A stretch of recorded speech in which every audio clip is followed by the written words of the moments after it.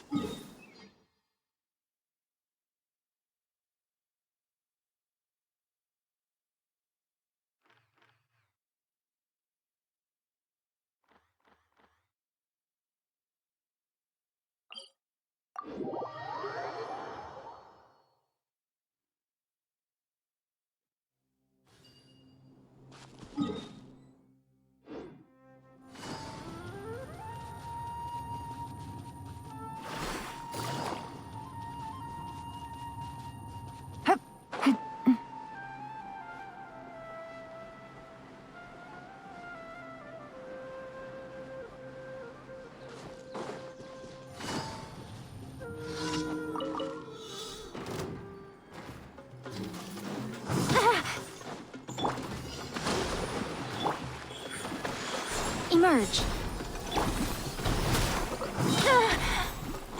Things are about to get dicey. Gotcha.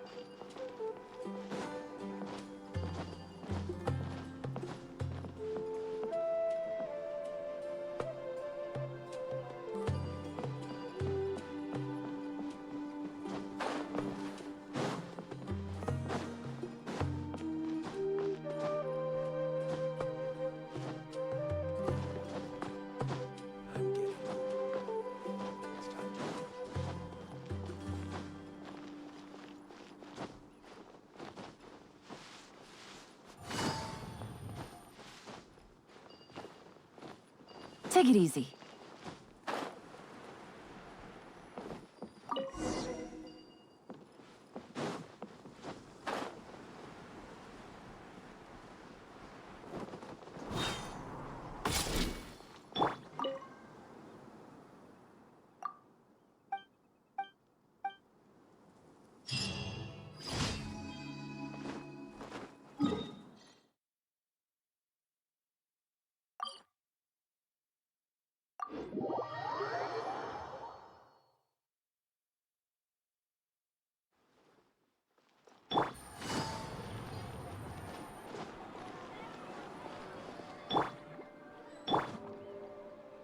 Ad Astra.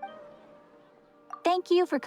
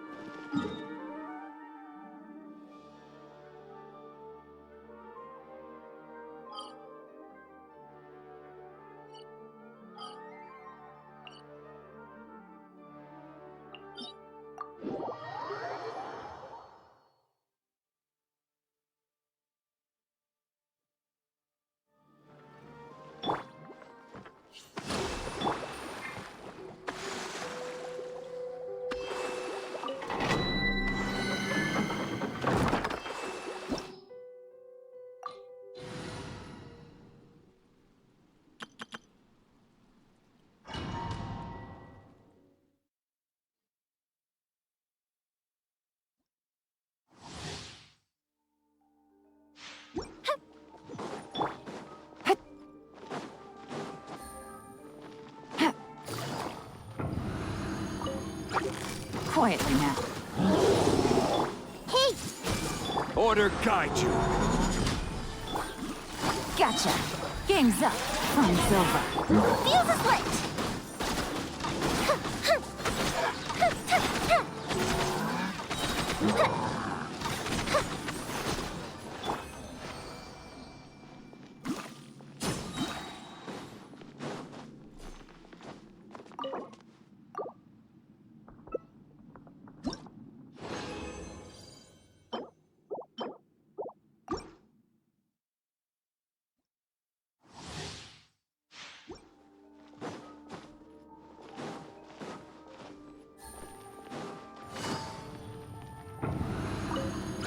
Busted.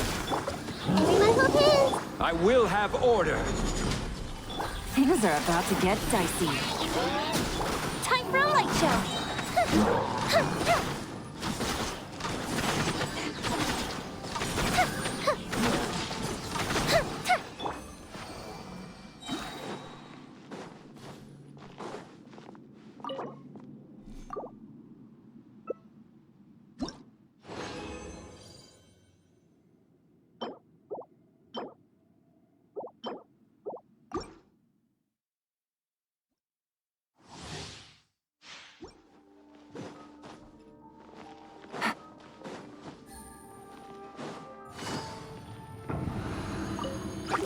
Gotcha.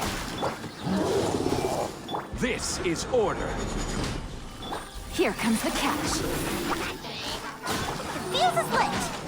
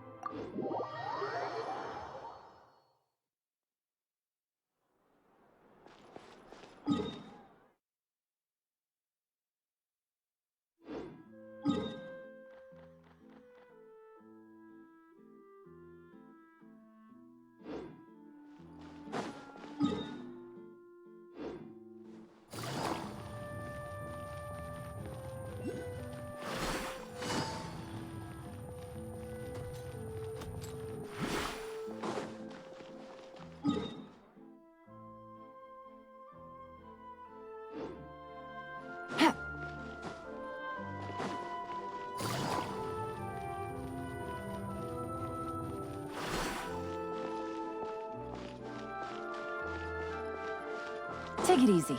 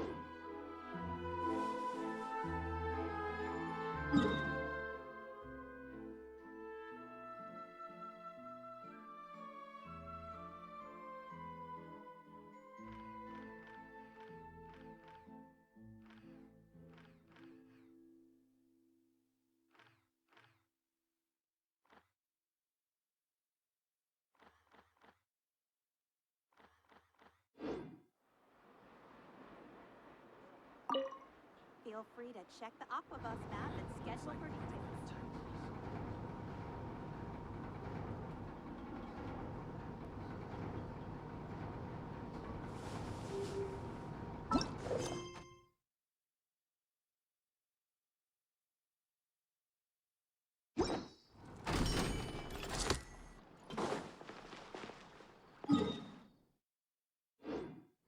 Welcome to the court of Fontaine.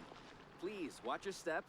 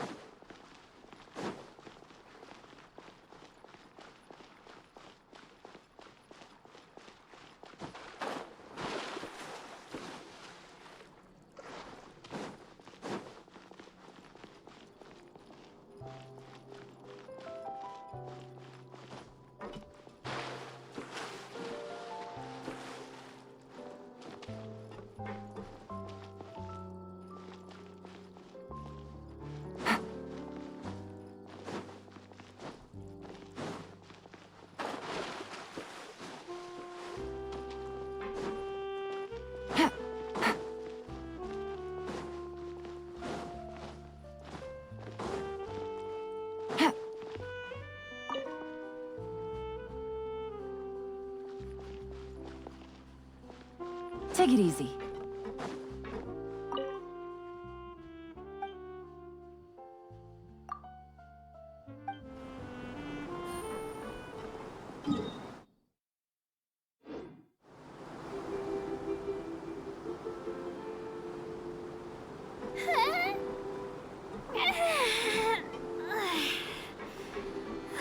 Okay, I'm back to work. Please take your seats. It's time for our merry departure. This Aquabus tour is bound for Romaritime Station, and I'm your tour guide, Aval. I'm here to tell you all about the amazing scenery we'll pass by on the Clementine line. Even though I'm not an expert tour guide, when it comes to interesting stories and important places in Fontaine, I definitely know a thing or two. I hope that my commentary will give you a newfound appreciation for this nation, and that you'll be inspired to visit every corner of Fontaine, just like Elfan was.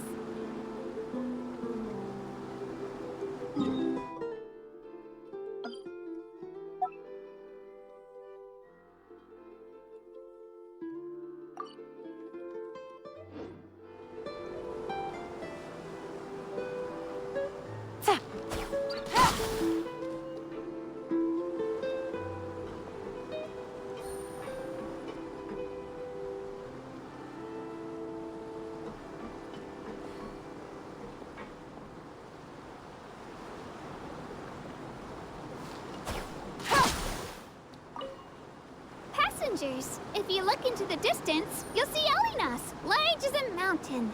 The hometown of us Melusines, Mercy Village, is right over there. There's a story about our hometown that I really liked growing up. The legends say that long ago, Elinas came to Fontaine and asked the people, "Is there anything I can do?" At the time, we Melusines were super tiny, and our hands were even smaller. And we were so sad that we couldn't build houses like everyone else. So the people said in unison, "Then why don't you become the home of the Melusines?" And thus Elinas just rolled over right there and poof! It's been a few hundred years since then. When you think about it, everyone in Fontaine and Elinas really is gentle and kind.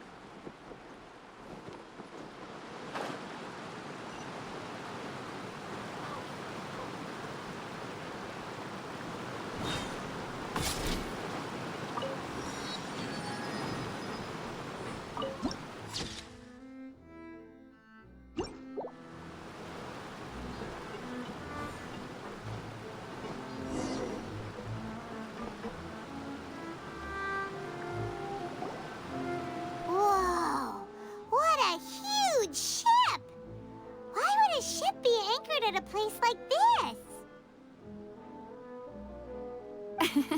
There's no need to be so surprised. While it may look like a ship, it's actually Spina di Rosula's headquarters. My father was the one who asked for it to be built like this. Perhaps our taste in exterior design is the only thing we occasionally had in common. A gigantic and glamorous ship embodies discovery, opportunity, ambition, and conquest. It symbolizes Spina di Rosula's bright and limitless future.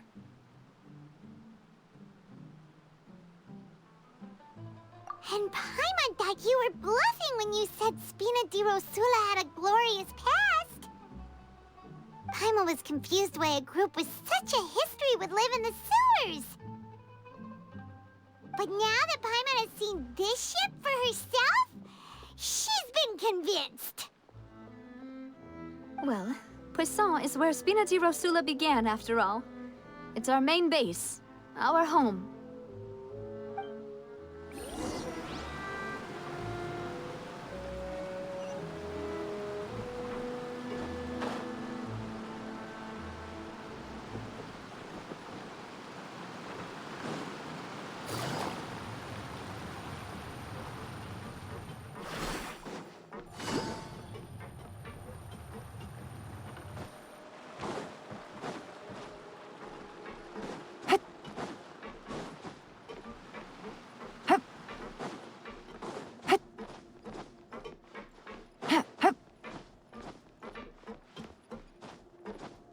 Take it easy.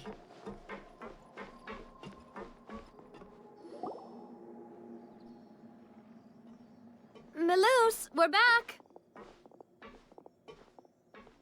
Apologies for the wait, demoiselle, and our most important partners. You said before that you still had some business at the court. What brings you back to Poisson so quickly? About that. It's because my partner here reminded me of something really important. You see, what if my father's case had something to do with water from the primordial sea? You still remember, right, Melus? On that night, it was raining? Yes, the case was quite similar to that of Mr. Linney's. Both were what you'd call impossible murders. Could you tell us a bit more about what happened before? Yeah, of course. Many years ago, something called synth began to gain popularity in Poisson. At a glance, it was a kind of drink that could excite your mood and produce many pleasant hallucinations. Wait! Didn't that guard guy who turned into water also mention that the primordial water could be used to produce some kind of potion? Yes, he did. Considering what we know now, it's almost certain that synth is created using water from the primordial sea. If you drink synth for an extended amount of time, you'll suffer many side effects, such as losing the ability to focus or control your emotions. And if you were to stop drinking it completely, you'll experience flashes of paranoia and anxiety while lacking energy to do anything. It's an extremely dangerous substance. As he oversaw Poisson, my father was compelled to put a stop to synth abuse and called for a complete ban of it.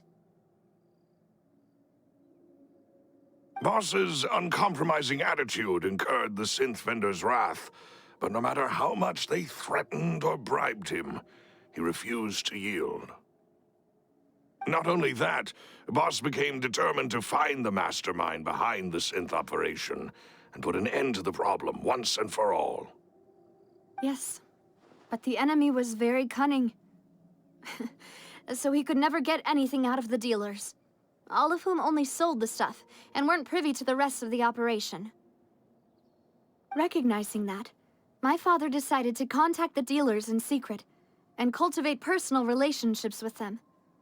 Finally, he was able to convince someone to become his informant. The man's name was Jacques. He felt greatly ashamed about his work after seeing many families destroyed by synth abuse. That night, my father hosted a banquet at his countryside estate. He planned to meet up and exchange information with Jacques over some food. But then, we heard 2 gunshots from the courtyard. We raced to the scene and found my father, still holding a gun, and Jacques, who was already dead on the ground. Huh? How did that happen? Aren't they on the same side? Sounds just like Lenny's case, doesn't it? In both cases, the culprit seemed obvious, but neither appeared to have any motive at all. Looking back on it, though, I now believe the most important clue was something we all overlooked at the time. There were pieces of clothing left at the scene. Precisely. It's all thanks to you that I made the connection now. Back then, we all just thought they were some costumes that Jacques used to disguise himself at the banquet. But, considering it now, it's almost certain that they belong to a third person at the scene. With one extra person, we'll also need to reconsider why the 2 shots were fired.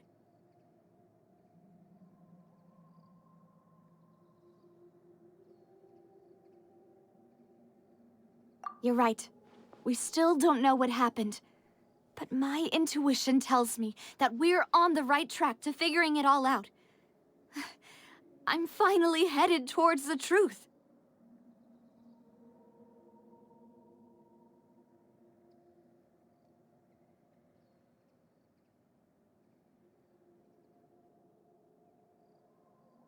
Jacques was an empathetic man who was infinitely remorseful for his past actions. It's unlikely that he turned on Boss with zero warning. I think this third person is probably the key to the full truth. On that note, however, even though this will not please you, demoiselle, as your and your father's butler, I must still offer a word of warning. Our opponent is insidious and cruel. They are extremely difficult to deal with, and Boss has already lost his life trying to bring them to justice.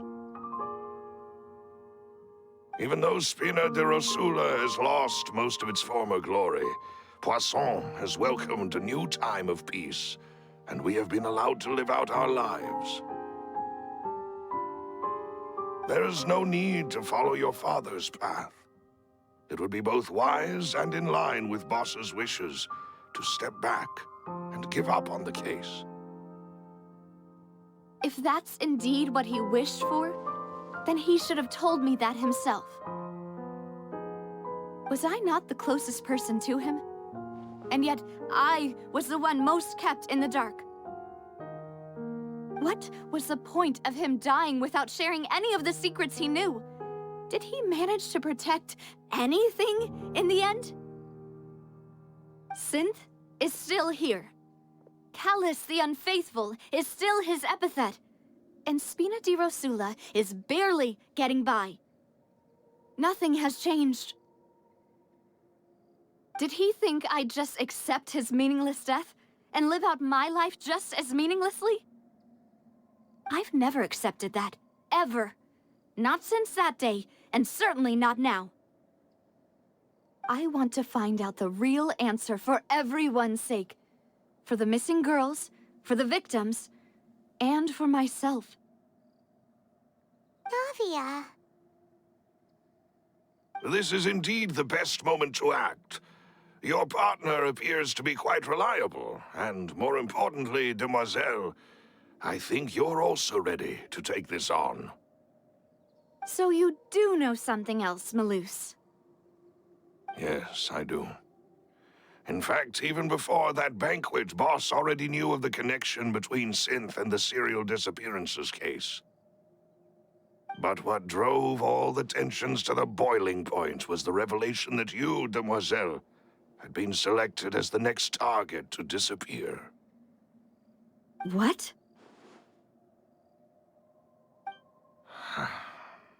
Boss also didn't tell you that he had been diagnosed with a rare illness. The doctors told him that he had no more than 5 years left to live. And the serial disappearances case caused him great anxiety. 5 years was nowhere near enough time to resolve this long-standing conflict. But once he passed away, all the danger would pass on to you. Knowing all of this, he decided to use one final intimidation tactic before his death.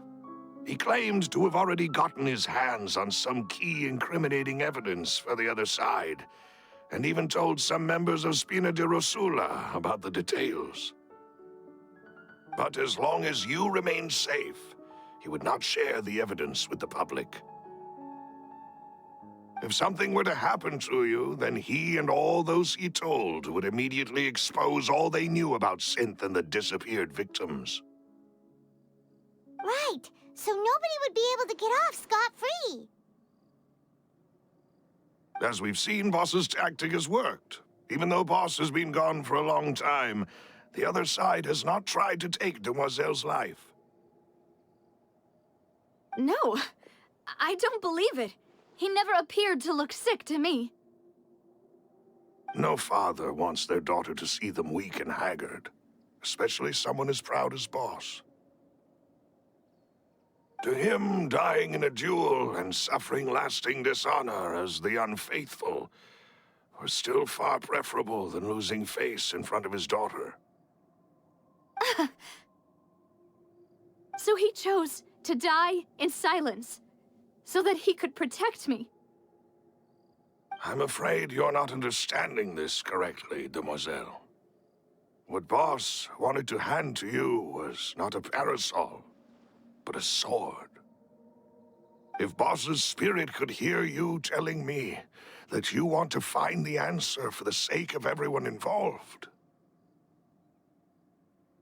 I'm sure he'd be extremely proud. That fool.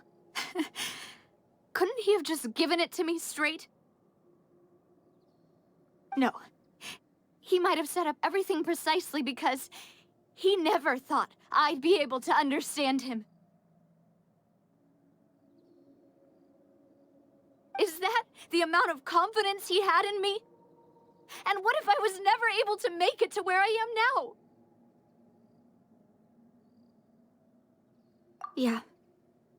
I suppose that's true. With the way he'd set things up, if I had wanted, I could have just lived out my life without a care in the world. But thankfully, he rarely talked to me about complex matters, and thus understood little of me as a person. In this case, he really didn't need to give me an easy way out. Huh. Malus, what was the key evidence that he shared with you? It's the location where synth is produced. Essentially, it's the enemy's headquarters. When he was threatening the enemy, Boss didn't share the specifics of the incriminating evidence he found. But if you want to use it against the enemy, you'll still have to take several things into consideration. Why? If we know where the place is, can't we just go storming in? You mustn't forget that we're fighting against a mysterious and dangerous organization that's been in operation for decades.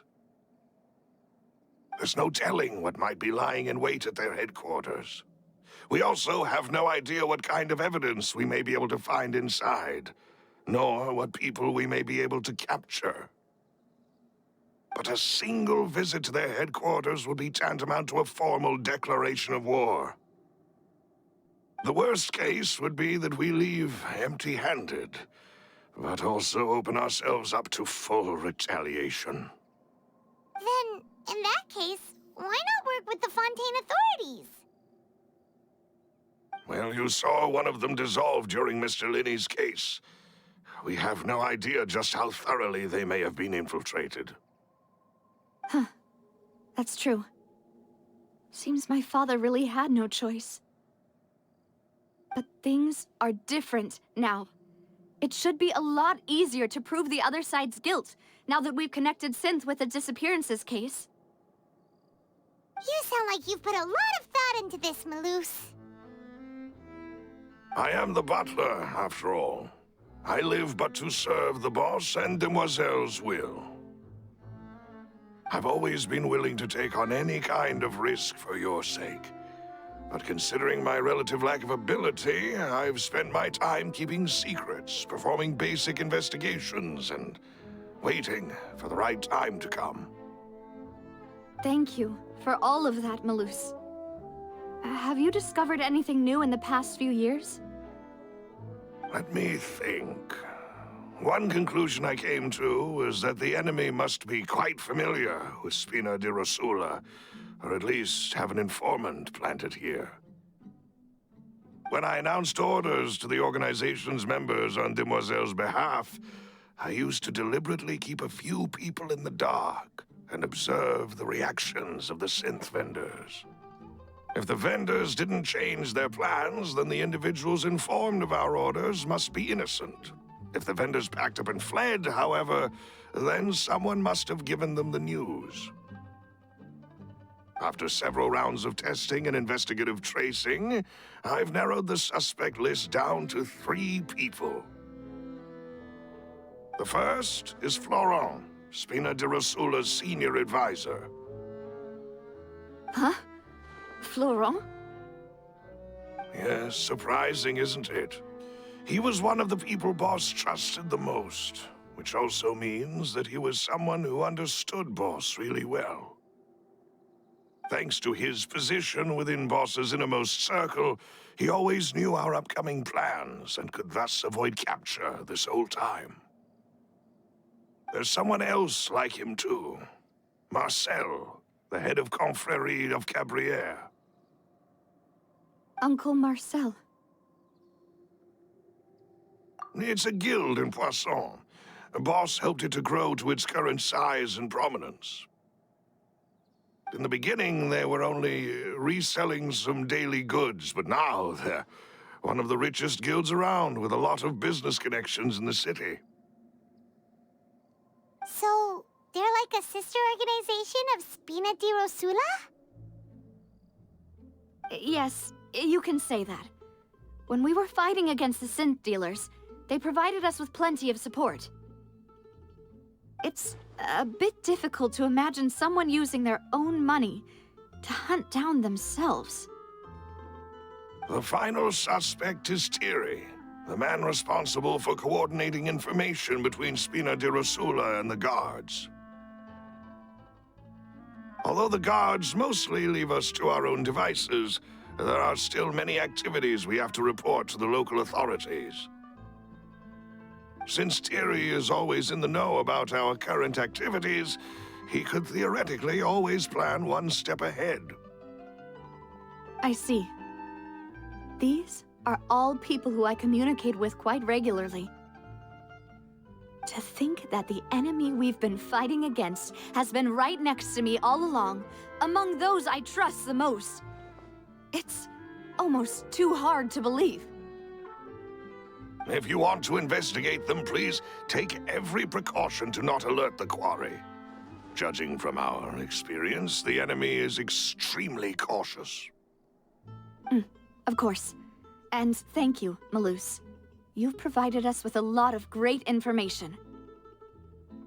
You're too kind, my lady. I'm just doing my duty. And before I forget, proving Boss's innocence would also mean clearing him of blame in Jacques' death. After that incident, Jacques' wife and daughter were taken into the Spina's care. They still live in Poisson today. If it might help, you could also pay them a visit. I can make the necessary arrangements.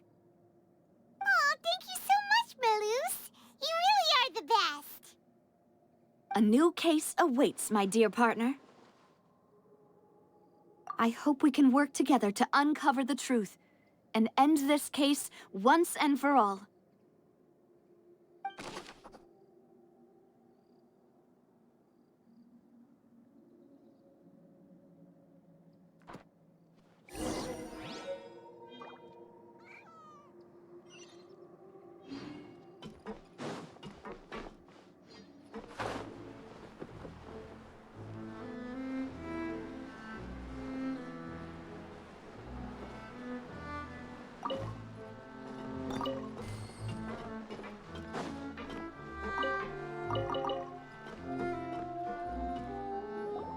It is settled, then.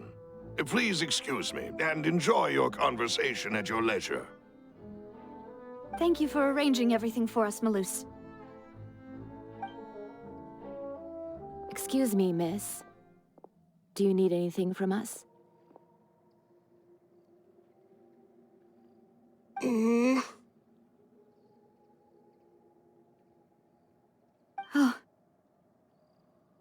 Hey, Navia's all quiet. This isn't like her at all. I'm sorry that I only came to visit after all this time. After what happened, I didn't know how I was supposed to face the two of you. Ah, if it's about that, there's no need to apologize. After my husband died, Spina di Rosula sent us a lot of mora and support. I understood your guilt and apology to be genuine. But aren't all of those things nothing compared to the loss of Jacques? I can understand the kind of pain that comes with losing a father so needlessly. You don't understand at all. I didn't know how to face you, because I didn't know what I could possibly bring as a consolation gift. I know only the full truth could bring closure to you, and to all of us.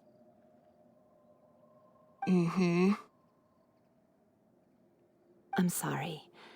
I appreciate the sentiment, but you don't have to carry all that guilt. On the matter regarding my husband, my daughter and I have more or less found our answer already. Would you mind sharing it with me? I really can't believe that my father could ever bring himself to shoot Jacques. I always knew that my husband's money was earned through others' suffering. He told me countless times that if he could turn back the clock, he would never go into the synth business again. He had many regrets, and felt that he took the idea of providing for his family too literally. For the longest time, he thought Mora was everything. So when Mr. Callis came to him with a proposal, he accepted it almost immediately. He tried to be as careful as he could, but even so, he was still found out by the higher-ups. They found out about his betrayal? Papa didn't say that exactly, but Papa did tell me that I should never be ungrateful. Before he left that day, he told me that he had no choice. It was only later that I realized it was his final farewell to the two of us.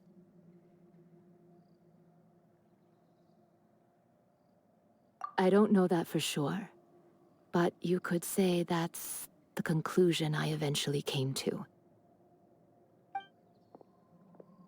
Which is why I'm the one who should feel guilty. Callis had always taken great care of us, both when he was still alive and after he passed away.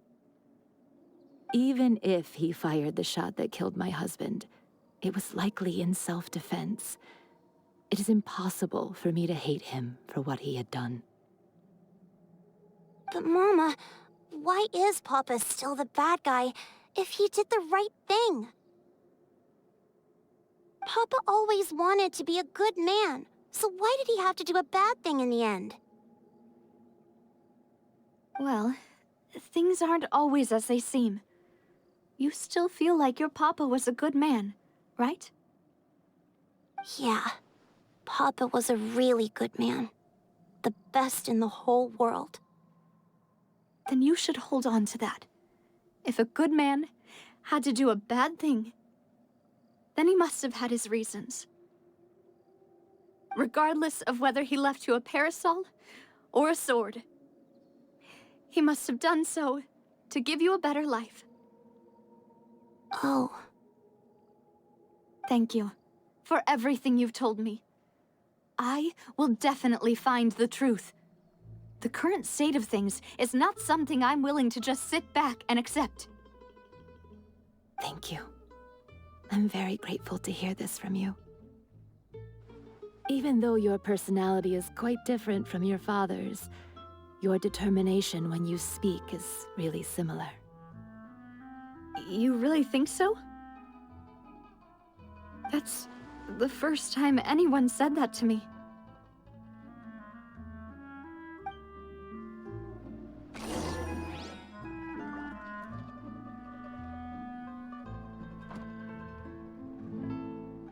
I'll leave my husband's case to you. Thank you, Miss Spina, and Miss Spina's friend.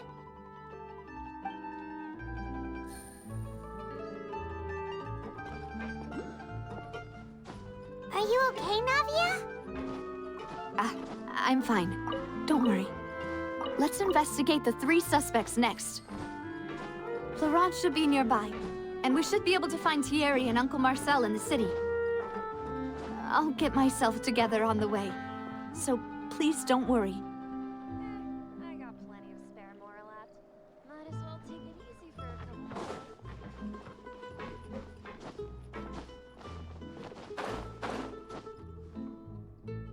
Yeah.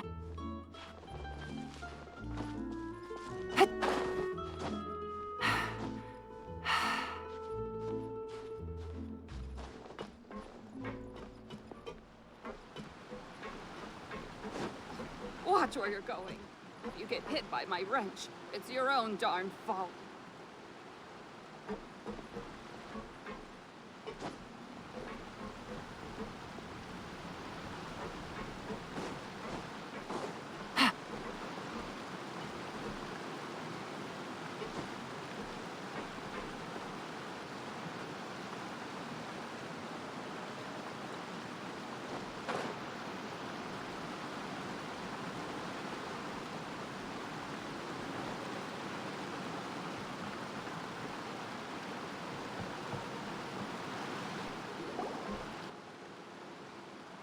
Greetings, boss. How may I be of assistance today? I'm sure you've heard about what happened at the Opera House. Someone got turned into water right in front of us. Yeah, I've heard. With something that dramatic, I'm sure journalists will milk it for all it's worth. And it'll be all the talk for the next several weeks.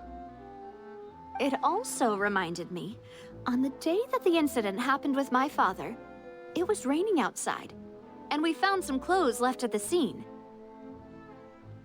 After my partner here put the dots together for me, I feel like we should try to reopen his case. Can you do me a favor and try to recall what happened that night? Let me think. Mr. Callis was feeling pretty upbeat that day. So he was drinking and bantering away with us at the table. After that, he told us that he wanted to go get some fresh air. So we let him go without thinking much of it. Who knew that we would hear 2 gunshots ring out right after? My first reaction was that Mr. Callis's life was in danger. So I grabbed my holster and made a mad dash toward the scene. But when I got there, it was already too late. Mr. Callis was standing over a dead body with a gun in his hands. All we could do was look back and forth at each other, not knowing what to say. So you also remember 2 gunshots then? Indeed. The guards said that the first shot didn't hit anyone, while the second killed Jacques. But I've never really bought that explanation. Reason being, Mr. Callis had left his gun on the table.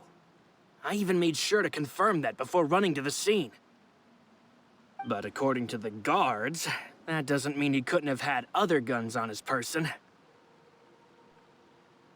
About the clothes left at the scene that you mentioned, do you think there was a third person there who was turned into water? At least from our perspective, my father had no reason to kill. So he would also have no reason to bring an extra gun with him. The gun he was holding probably belonged to Jacques, or a third person on the scene. Yeah, that makes a lot of sense.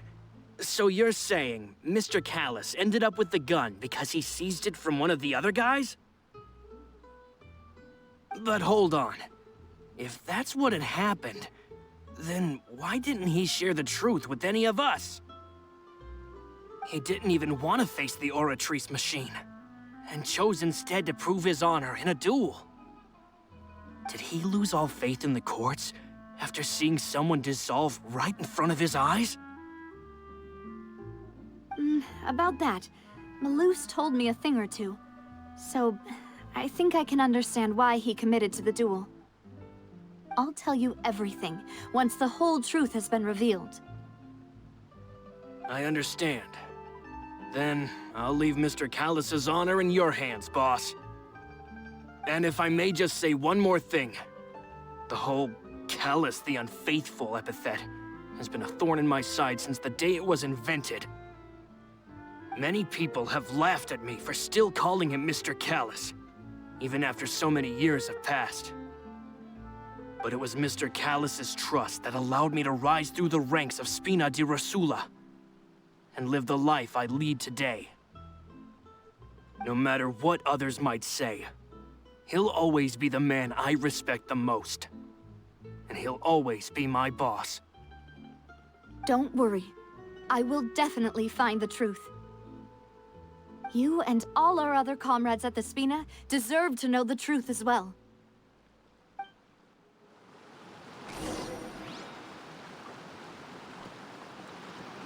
My apologies, boss, for that last sentimental bit. It's just...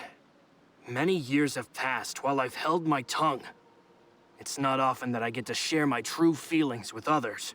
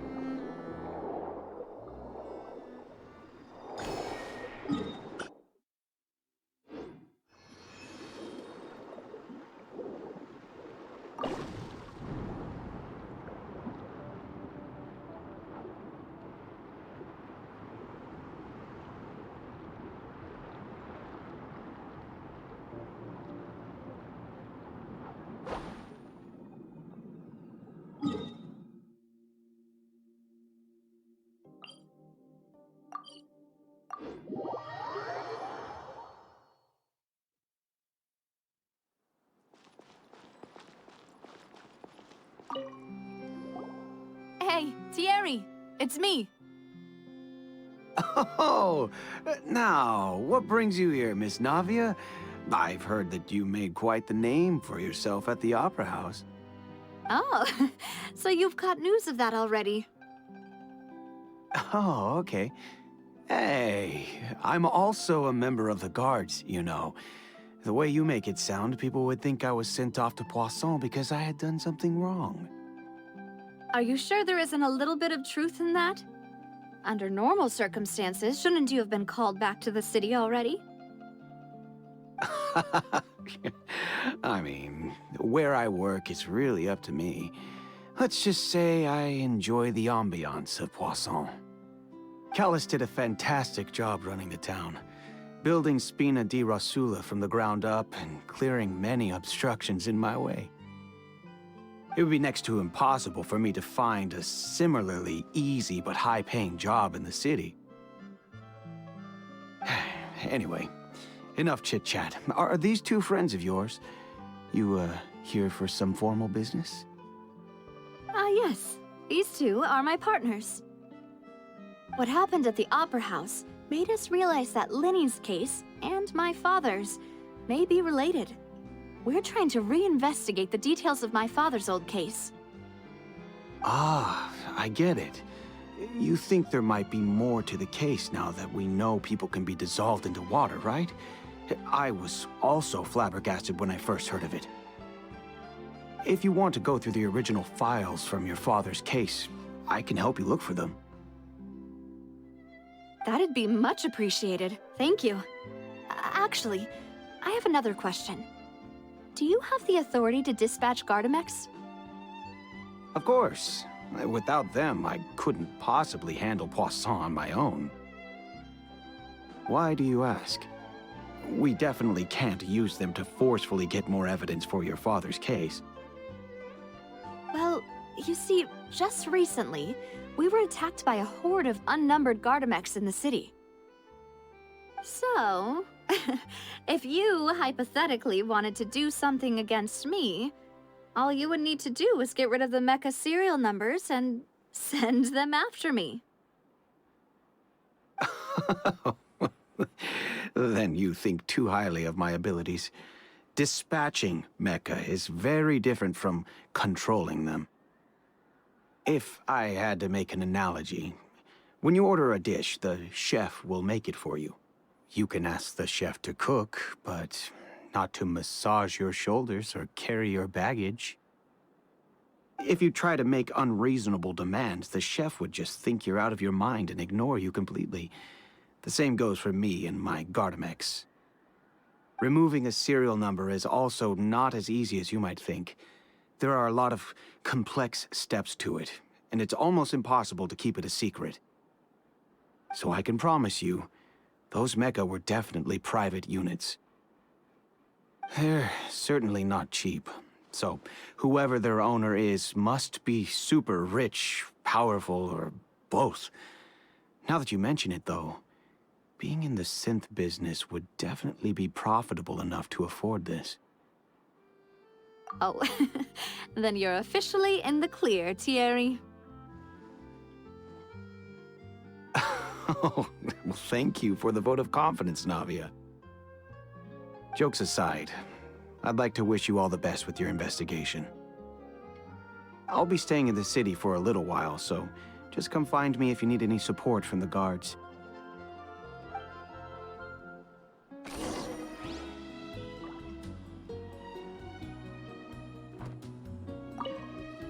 I'll see what I can do for you in Spina di Rosula when it comes to guard stuff, but don't go advertising it to everyone else.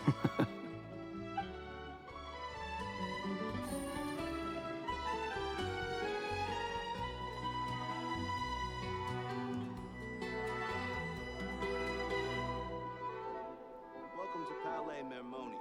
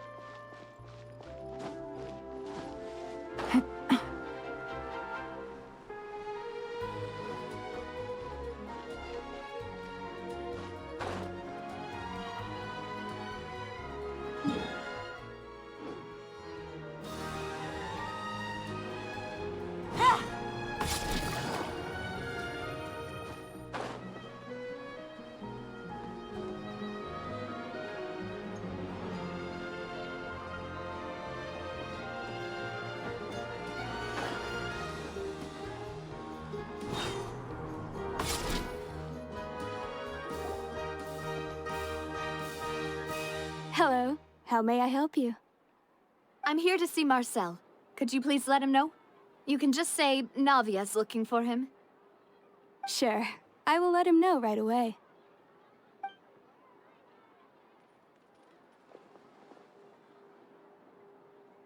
Ah, Navia, hello. Sorry to keep you waiting. I'm not as young as I used to be, so my legs are giving out a bit. Oh, it's all right, Uncle Marcel. There's no need to stress. I just wanted to talk to you briefly about what happened in the Opera House. I'm sure you saw everything too, right? Yes, I've never seen anything so strange. Oh, you were at the Opera House too? That's right. I went there with Navia to see the magic show. Who knew it would turn into a whole murder mystery? I also witnessed your marvelous sleuthing work. Quite impressive. To beat the Hydro Archon at her own game on her own turf, I can already imagine everyone in Fontaine discussing your exploits over a few glasses of wine. Oh, Paimon doesn't want to become the talk of drunkards. Apologies. It's just how Fontaine is as a nation. Everyone loves drama and theatrics. Uncle Marcel, you've also noticed that other thing, right? The fact that humans can dissolve in water? Yes, I was reminded of your father's case right away. Is that what you're investigating now? Exactly. I still don't have much solid proof, but I can sense that the other side has already begun to act. Oh, and what makes you say that? We were attacked on Araneus by some unnumbered Gardamex. And there was also an attempt to get me to drink water from the primordial sea. If not for the vigilance of my partner, I probably wouldn't even be here talking to you right now. Oh, you're giving us too much credit. Wasn't it you who protected us? Alas, it seems things are heating up again. The peace that Callus sought so dearly will soon become a thing of the past. But rest assured, Navia, Poisson will always remain a safe haven for you. If you're scared, you can always return there. If anyone dares to lay their hands on you there, the Confrérie of Cabrières will use its funds to the last Mora to bring them to justice. Thank you, Uncle Marcel. But I don't intend to go into hiding. I'm going to strike while the iron's hot. Do you have any new thoughts on my father's case? About that. Sorry, my age is catching up with me, so it'll take me a while to recall my memory. The Confrérie was responsible for that banquet, so I was out and about the whole time making sure things were running smoothly. I didn't even have the time to drink with the guests. Then I heard the sound of a gunshot, and the rest was history. Oh, it's okay. No need to push yourself. We'll ask around some more. See if there are any valuable clues elsewhere. Sounds good. Just let me know if you ever need Mora. All my wealth comes from Callus's patronage and support. I'll spend however much it takes to clear his name.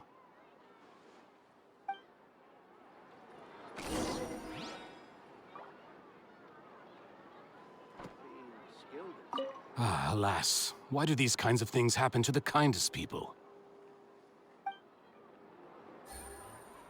This can work. I'll just treat them as new samples.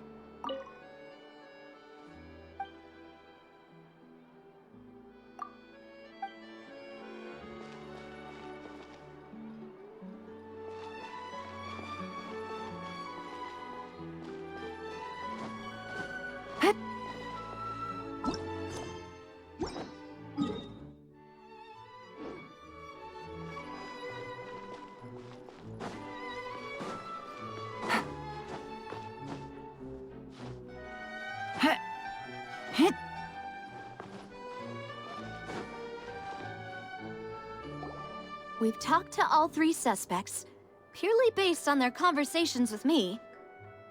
None of them sounded particularly suspicious. I suppose that's to be expected, though. If a single conversation's all that's needed to find them out, then my father wouldn't have needed to investigate the case for so many years. Anyway, even though we didn't make a breakthrough, let's still compile what we were able to find. But where should we start? Ah, you're right! Flora mentioned that Callus probably only ended up with the gun because of circumstance. That makes sense. According to Jacques' family members, he already told them that he had been discovered, and that he had no choice before he left home that day. If I had to guess, he probably received an order from the synth boss to kill my father. Had he refused, he and his family's lives would have been forfeit. So, Jacques fired the first shot?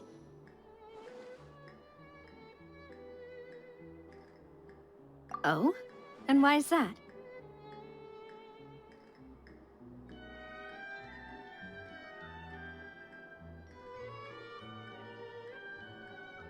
Ooh, that's a good point. Jacques probably already knew that he was just being used as a tool for murder. And once he had completed his mission, he'd be of no more use to his boss. So, what would make more sense from his perspective would be to turn his back on the Order and seek protection from my father.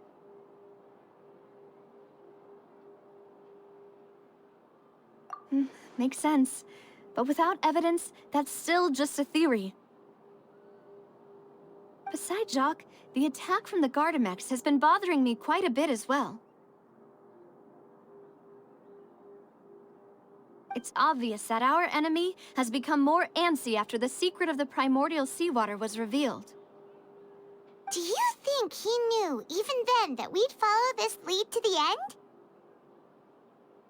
Given everything that's happened since, it's quite possible. But who among the 3 suspects would have the ability to control privately owned Gardamex?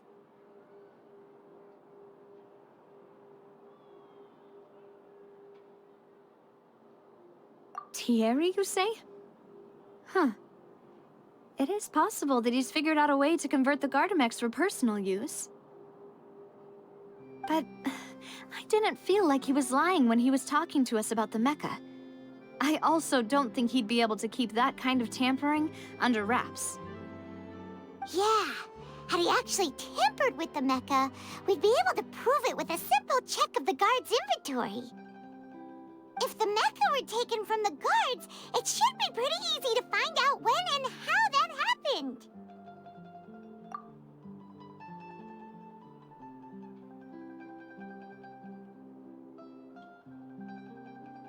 Florent?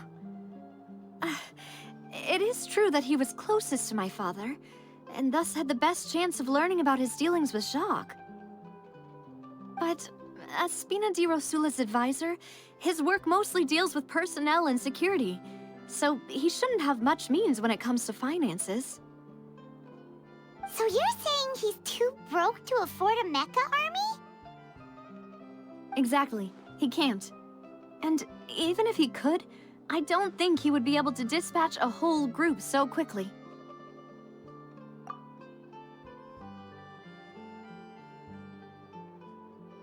Uncle Marcel? My father did really trust him. And they worked together on a large number of projects. Maybe that's how he got to know Jacques. And with funds from the Confrérie, he could also afford a large number of Gardamex. It's still really hard for me to imagine, though. After all, Uncle Marcel has been around since I was just a child. Also, wouldn't this mean he has been spending a whole lot of mora and energy to fight his own synth business? Who could it be?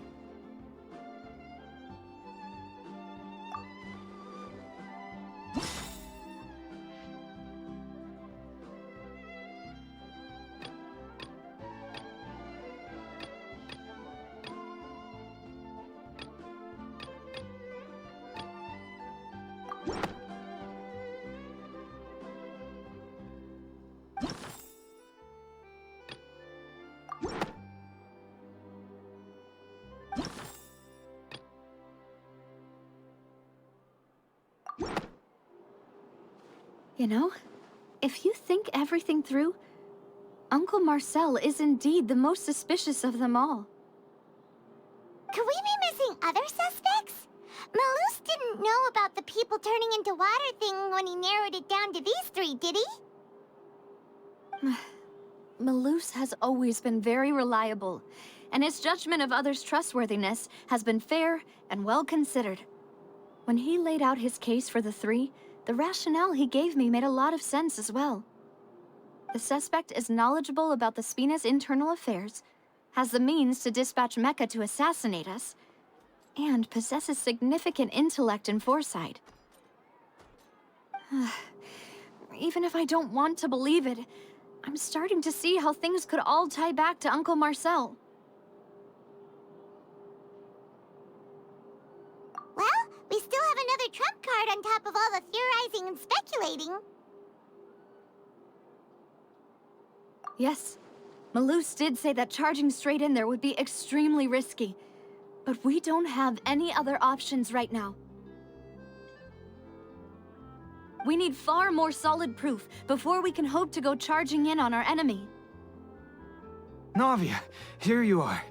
Oh, I've been looking for you. Huh? Aren't you the guy from the guards? Did something happen? Yeah. News came from Irenaeus just after you left. We've got another trial on our hands. Wasn't that place built specifically for holding trials? What's so newsworthy about this one? I know. But they said the person they're putting on trial is a Fatui harbinger called Tartaglia. What? Is that someone you know? Yeah, we know him. Maybe even a little too well. Well, he's been accused of being the true culprit behind the serial disappearances case. It's absurd, don't you think? Wait, how?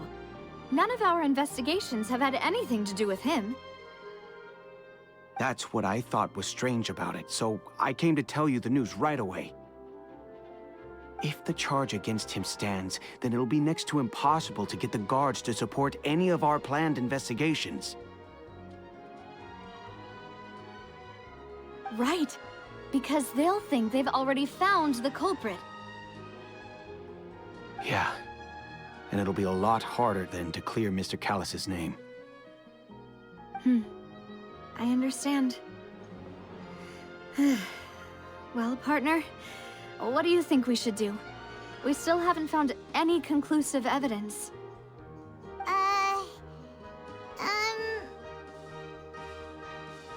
Huh? Split up? What do you mean?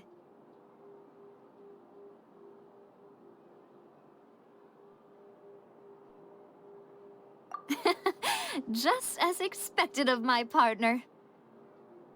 Since this is a trial about the serial disappearances case, the culprit's attention will be focused on Irenaeus, leaving his home base wide open. You're right. This is our best opportunity. All right then, let's do this. I'll stall them at the Opera House and charge Marcel as the true culprit. I won't have any chance of making that charge stick, though, unless we find more evidence. It'll be up to you to make it back in time and hand the decisive evidence to me. We'll help you, just like you helped us in Linny's trial. Demoiselle, please allow us to accompany you. I'm ready. Ah, Malus, Silver. When did you two get here? We heard that you'll be leaving Poisson and figured that you might require our assistance. It's our hope that your confidence will be bolstered with the two of us by your side.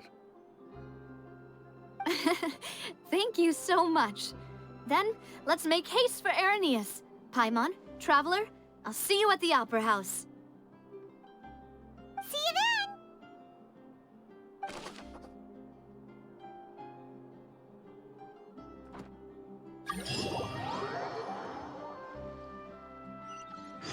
Now that Navia has set out for Irenaeus, we should also get going. The location has already been marked on the map, so let's head over.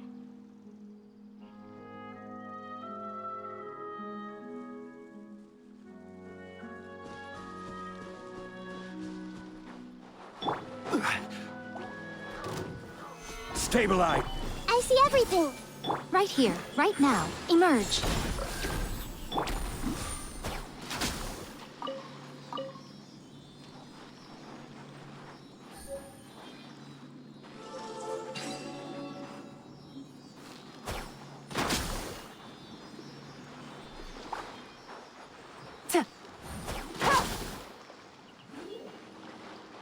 Take it easy.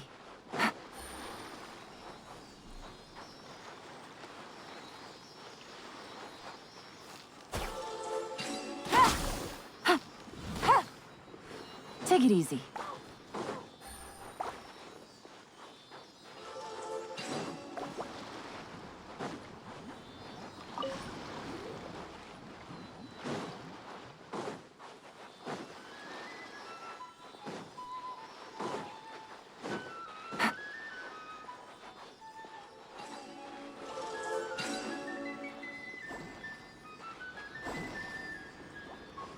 Take it easy.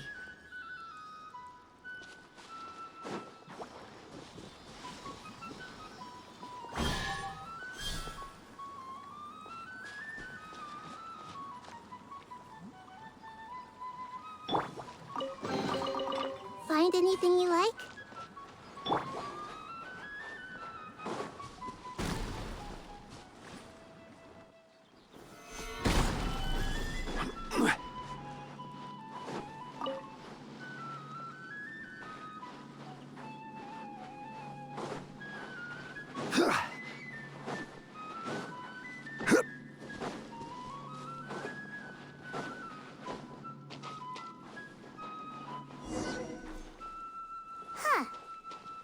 Malusa's info, the synth production base is underwater. Let's go and try to find the entrance.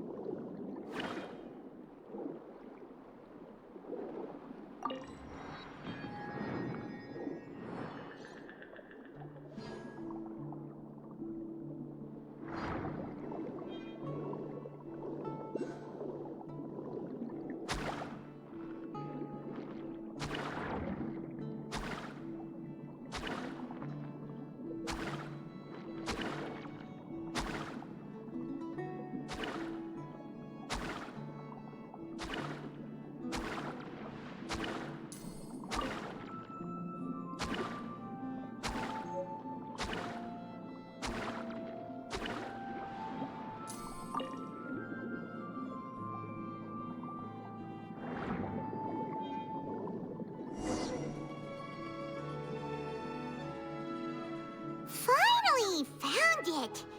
Huh. So this is the entrance that leads to the synth production base. It sure doesn't seem out of the ordinary at all.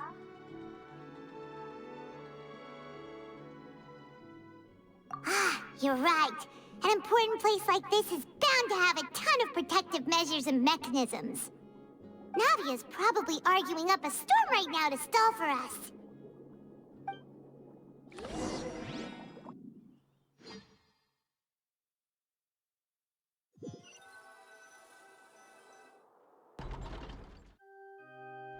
It would appear that I must repeat my question again, Mr. Tartaglia.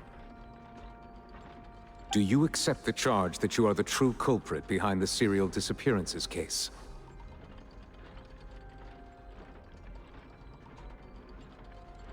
To be perfectly honest, I don't understand your country's complicated court system, or the reason why I'm being charged with something I've never even heard of.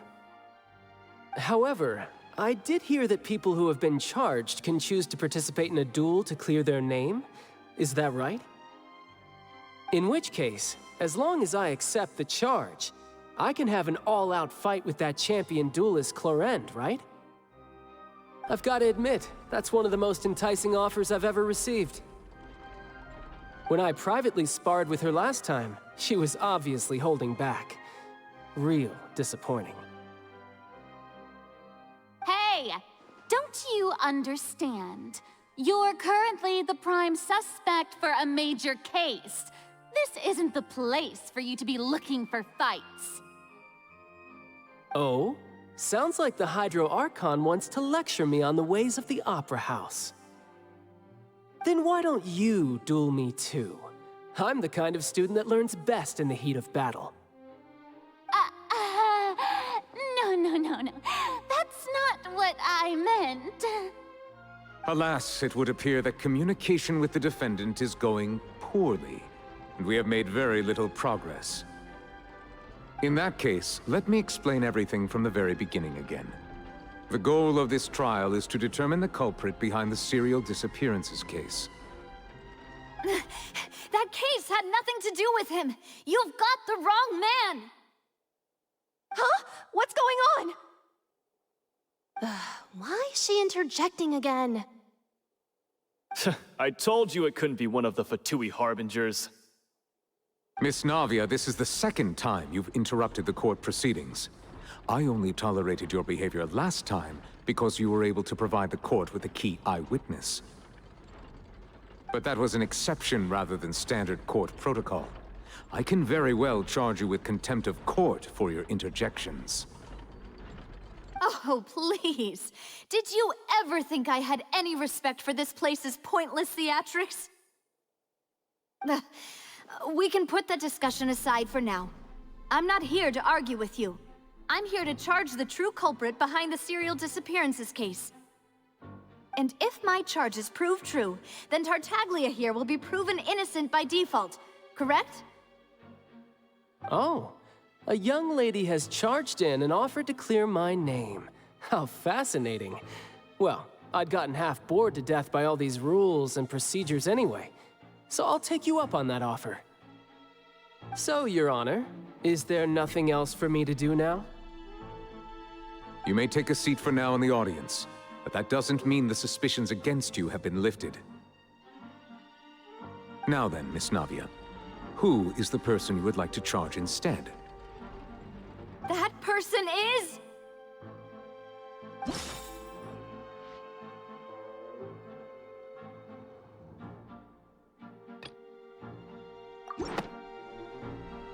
Marcel, the head of Confrérie of Cabrières! Huh? What confrérie? Never heard of them in my life. I've heard of them, but weren't they Spina di Rosula's sister organization? Oh, is this going to be a friends to enemies type situation? Please let me remind you, Miss Navia, that charging someone is an incredibly serious matter. Committing to the charge also means taking on the legal responsibilities associated with it. And if the charge fails, depending on the circumstances, you may also be charged with the crime of making a false accusation. Knowing this, do you still wish to charge this man? Yes, I do. In that case, I declare the charge to be valid. Miss Navia and attorneys, please take your places on the court. Members of the guards, please contact Mr. Marcel right away so that he may stand trial.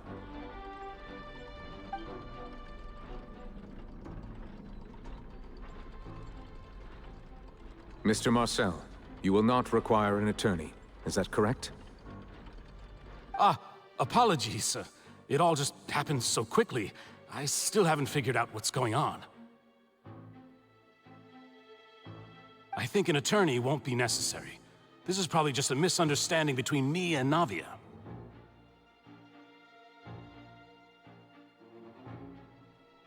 Very well. In that case, since both sides have now arrived, Miss Navia, please present your charges. I would like to take everyone back to 3 years ago, to the case of Callus the Unfaithful. Only through elucidating what really happened in that case can we connect all the dots for the serial disappearances case. Navia, do you really think that I was the one who killed your father? Come on, why would I do that? Callus was my benefactor, and remember, both you and I only ran to the scene when we heard the sound of a gun. If that's enough to make me a suspect, wouldn't that make everyone at that banquet a suspect as well?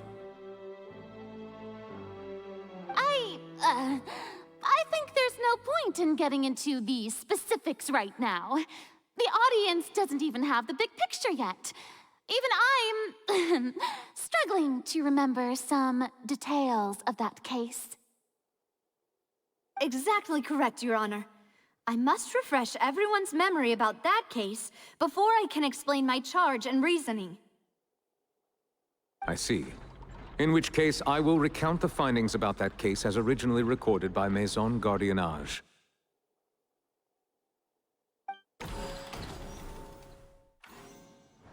On the day of the murder, Spina di Rosula hosted a large banquet in a countryside estate owned by the Confrérie of Cabrières. During the banquet, all attending guests heard 2 gunshots from the courtyard. When the guests arrived at the scene, they found the primary suspect, Callus, holding a gun, while his acquaintance, Jacques, lay dead from a gunshot wound. The guards' investigation did not recover any other firearms from the scene. As a result, they concluded that the suspect's first shot must have missed, while the second must have taken Jacques' life. The suspect did not dispute this conclusion, and also declined to defend himself in court. Instead, he chose to prove his innocence through a duel. Callus was defeated by champion duelist Clarande in the ensuing duel, and soon succumbed to the injuries. These are the known facts about the case.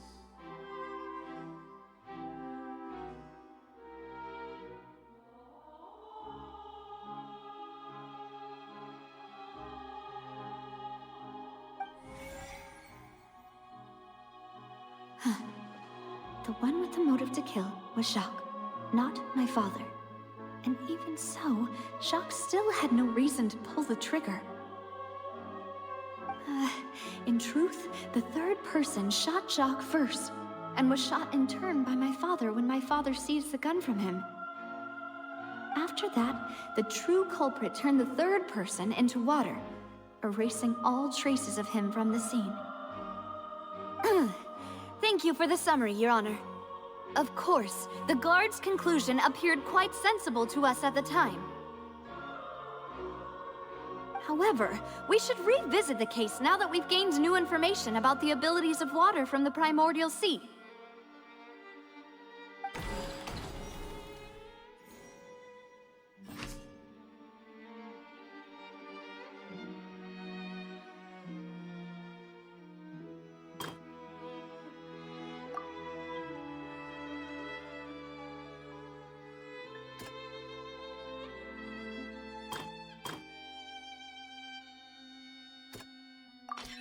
The testimony of the victim's family confirms that Jacques had thoughts of assassinating Callus when he set out for the banquet. However, in the end, he reconsidered, and instead shared everything with Callus, hoping to seek the latter's protection. Unfortunately for Jacques, the true culprit had already considered this possibility, and had sent out another assassin.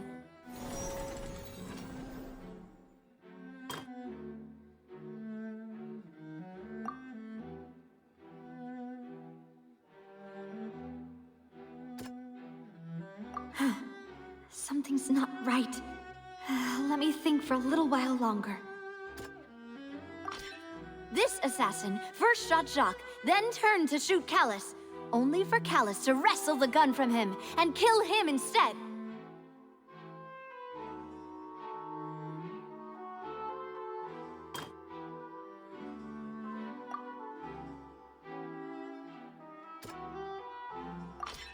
A pile of clothing was found at the scene.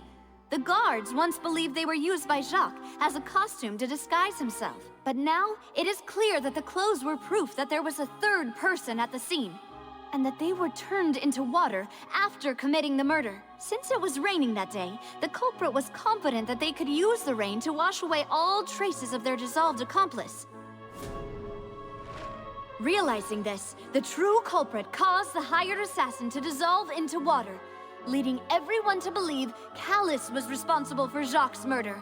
This is the true version of events.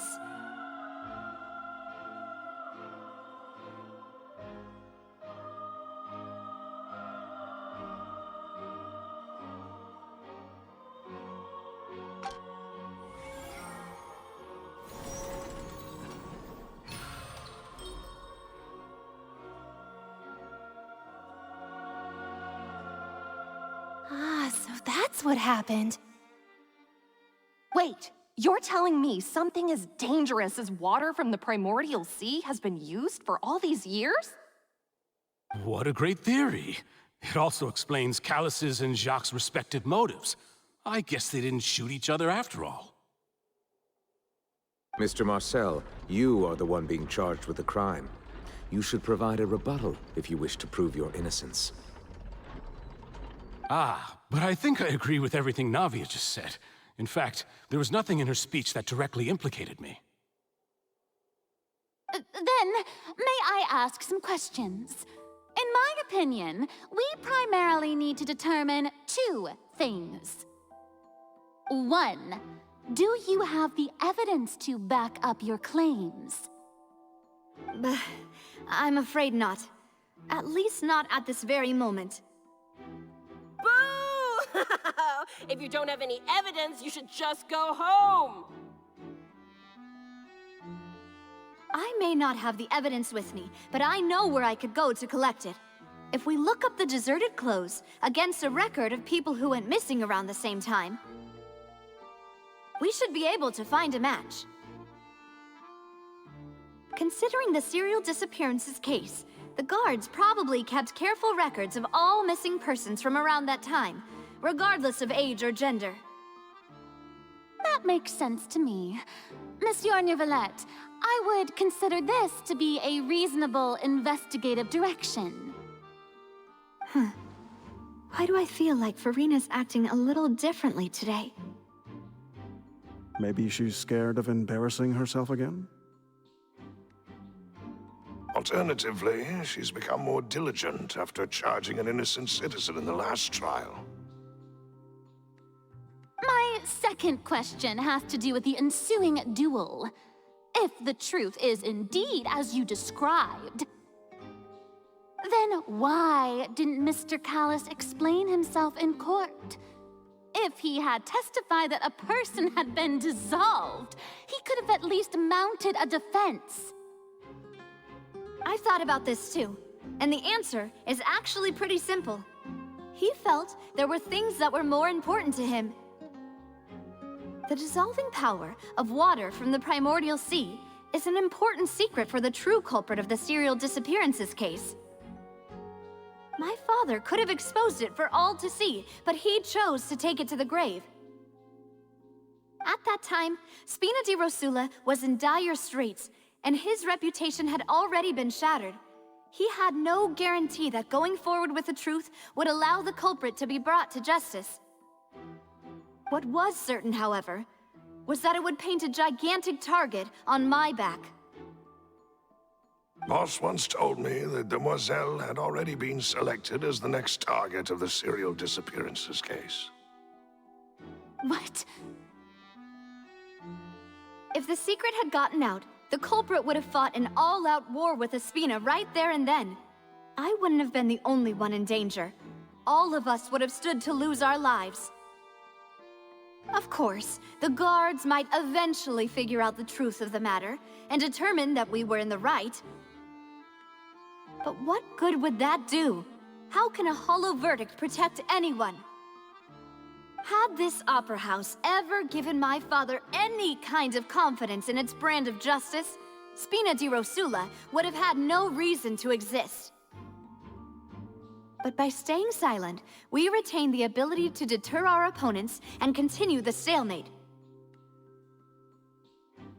I was able to become Spina di Rosula's president, which made me harder to target, as well as giving me more time to grow and learn. And once I have figured out the truth and stepped up to the challenge, I will do what this opera house cannot, and restore my father's truth and honor back to him. So, you mean to say, your father intended to die in the duelist's ring? That's right. Do you have any proof? Of course. All you need is to ask his opponent, Clarand.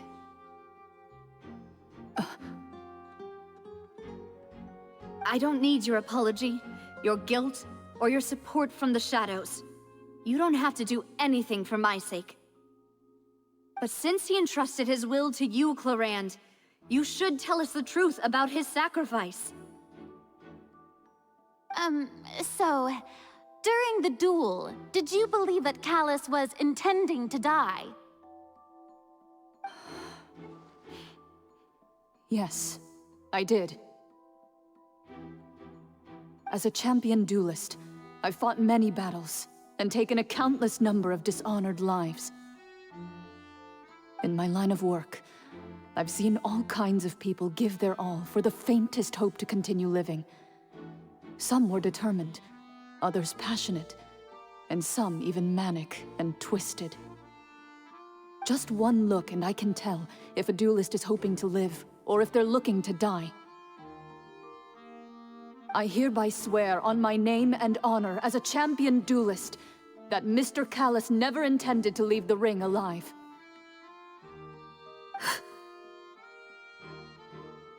Since that's your testimony, I have no more questions. It appears there really are good grounds to reopen this case. I concur. However, Miss Navia, you still have not explained the link between your father's case and the serial disappearances case. Right? What she said was fascinating, but kind of beside the point. Wait, weren't they just talking about the serial disappearances case? Of course, Your Honor. The two cases are connected via a matter of timing. In my father's case, the culprit intended to kill both Jacques and Callus. As a result, they planned to act after hearing 2 gunshots. And at the end of Linny's trial, the culprit also only dissolved the victim in front of everyone because they realized they were at risk of being identified. The culprit could only time their actions so precisely if they were already at the scene. Coincidentally, Marcel attended both the banquet and the trial. So that's why you suspected me. Even after hearing your reasoning, I still can't help but find it a little preposterous. I'm used to it, though. You've always been an impulsive and sentimental child, Navia. It's one of your most endearing traits. No need to appeal to pathos. I won't try to refute your points one by one, but even if everything you just said was true, can you prove that I was the only person present at both events? On top of that, does a person have to be physically present to control the timing? Can't someone remotely monitor the place?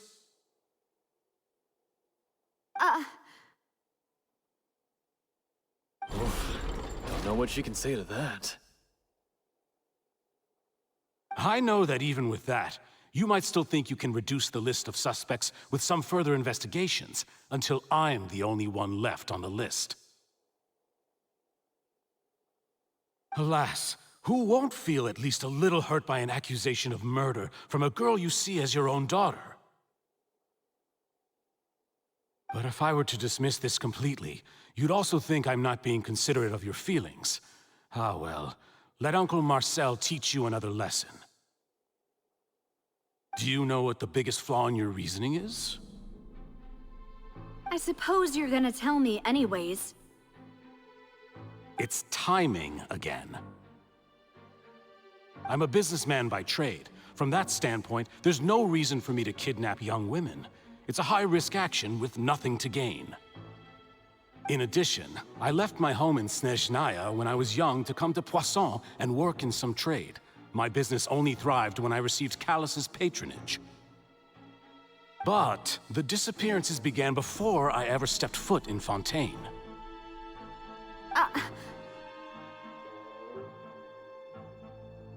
I do apologize, demoiselle. This was my mistake. No, it's not your fault. I'm sure he had come prepared. Is there anything else you'd like to say? Would you like to check the date of my first business license against the first known case of the serial disappearances? You can also take a look at my border entry records, or ask my friends and family when I left Snezhnaya for the first time. Could those records and testimonies do something to appease the unspeakable anguish in your heart? Seems like she got the wrong guy. At this rate, Navia will be convicted for falsely accusing him.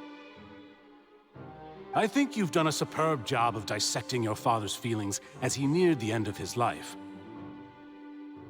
But aren't you going against all of his wishes and expectations right now? He wished for you to become more rational, collected, and conscientious, instead of dwelling only on your own feelings. Once you've learned to be more considerate of others' feelings, and to stop rushing headlong into things, you'd have met most of his expectations. This isn't just about me, and it never has been. The biggest difference between me and the rest of the victims is that I still have the ability to search for the truth, while that same agency has long been taken from them. The people whose families were destroyed by synth abuse, the people who lost their loved ones to the serial disappearances, and the people who suffered tragic ends due to their sense of justice. Many people's images are flashing before my eyes. I'm sure some are coming to those of you in the audience as well. And whose image do you see, Marcel? Is it a man named Vacher? Huh. Oh, so you do know that name. I'm merely surprised you'd suddenly say the name of someone I've never even heard of. I was waiting for you to say that.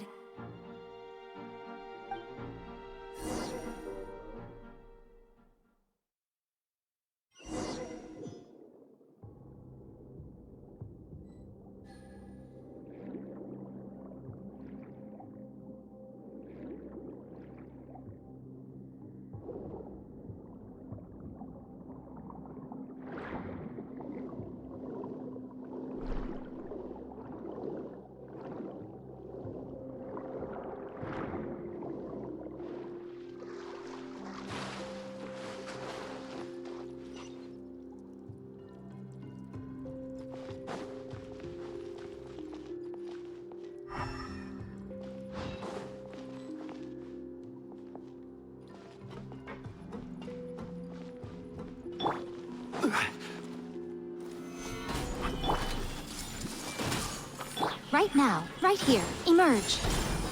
I will have order.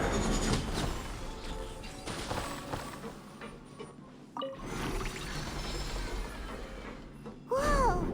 The floor is going up! Is it because of this mechanism in the middle? That guy really prepared a lot of stuff for this place.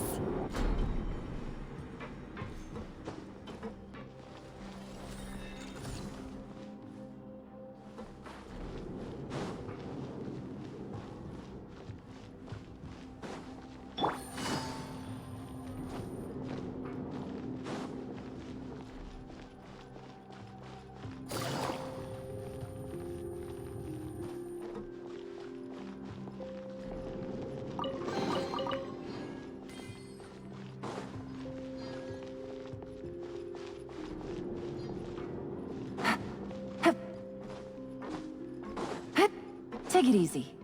Paimon thinks we need to go up, but Paimon doesn't see a way. Let's take a look around. Maybe we'll find a hidden mechanism that'll show us the way up.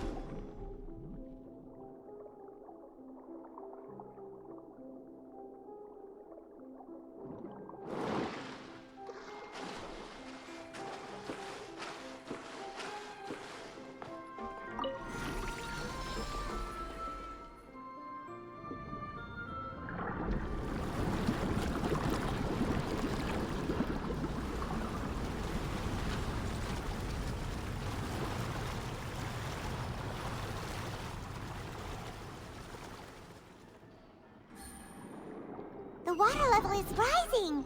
Now we can swim to the top. But this is still a ways away from where we need to go.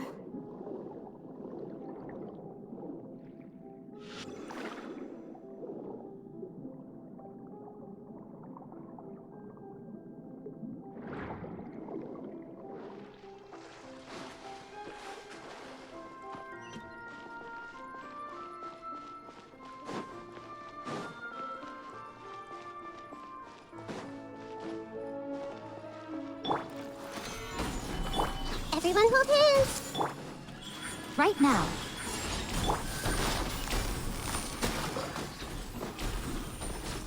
I see everything!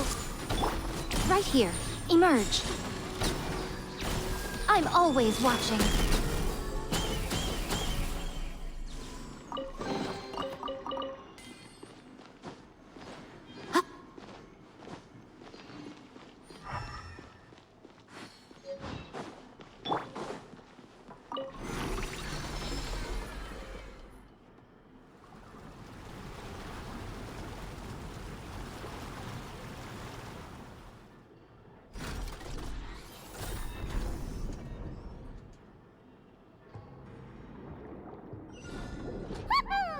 Now the path is clear! Let's go!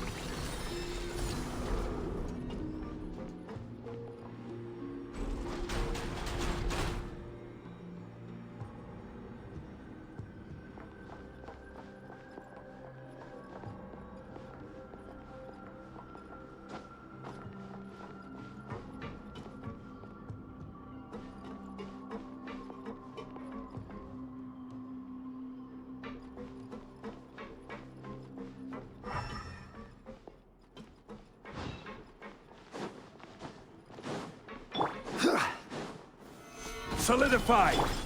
Hey! Right now. Right here. Game's up. Fun's over. Grow, grow, grow! Yeah. I see everything! Emerge. Busted.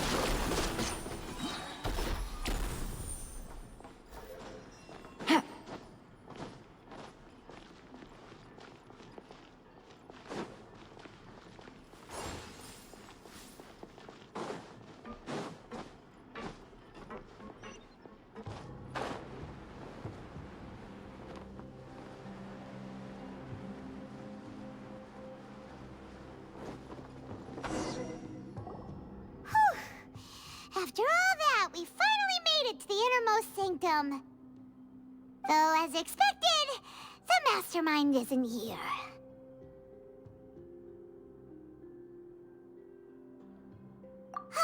That's right. Then let's hurry up and find some evidence so we can get back to the Opera House and help Navia.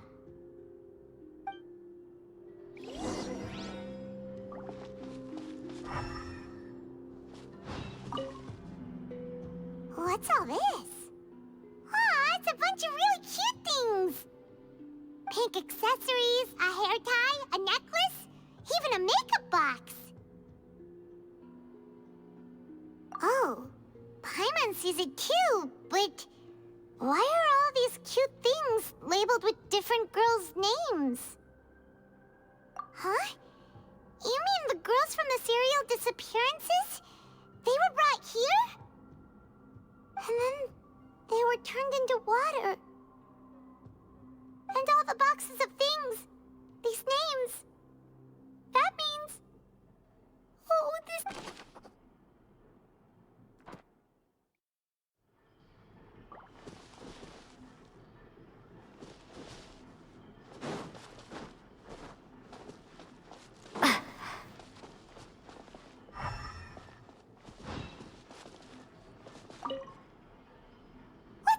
what's written here. Nothing escapes Detective Paimon's eyes. Callus. Navia's father. Oh, this seems to be an investigation report on him.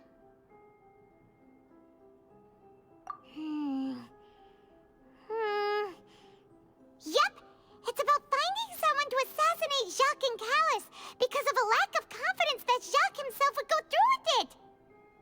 This should prove the existence of the third person, right? We still have not determined the exact content of the key information Callus has passed on to certain members of his organization. The old dog's a real menace to deal with. Even if he abides by the promise he's made to us, he will still have the upper hand. He can act whenever he wants to make our lives miserable. The only option left is to remove him from the picture entirely. I concur. Let's send someone to kill him. He won't declare war as long as we don't touch Navia. Oh, seems like we've got a bunch of correspondence between the higher-ups. They're all just so evil.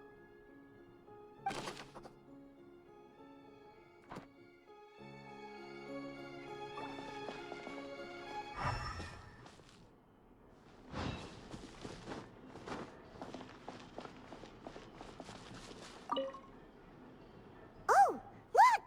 There's an important-looking basin over here, and it's full of water. That means this is where they make all the synth, and that special water is the main ingredient.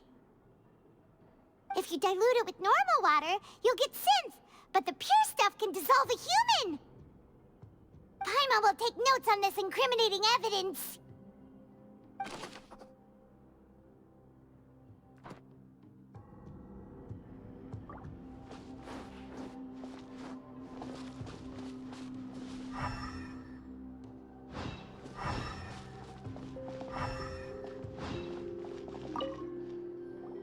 Whoa! There's so much synth here! And so many bottles of ingredients that probably just contain the waters of the primordial sea. Mixing in progress. Ready to drink? Stock sample? Huh. They've also got all the synth pretty clearly labeled. Whoa! There's even fruit-flavored synth?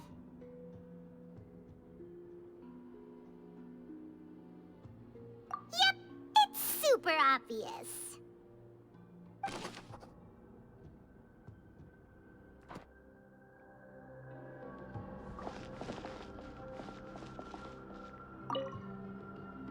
What's this over here? Looks like some kind of place for research. Experiment number 16 aims to verify Jacob Ingold's research conclusions on the primordial sea and use his theory as a foundation to achieve a breakthrough. The experiment was a failure.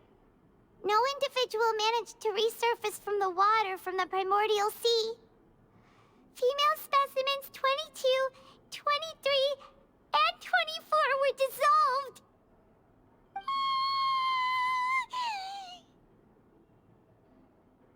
Sorry, Traveler. Paimon will try her best.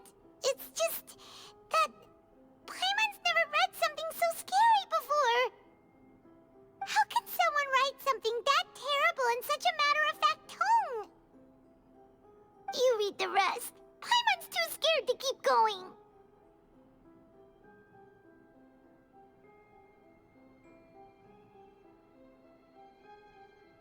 So that's why he did all of these experiments. Wait, did he really think he'd be able to find a way just by dissolving people over and over? That's just insane! Huh? Isn't that the name you heard by the fountain? Paimon thought he was an eyewitness in the serial disappearances case. Ah, you mean Vache is the one who did all of these... experiments?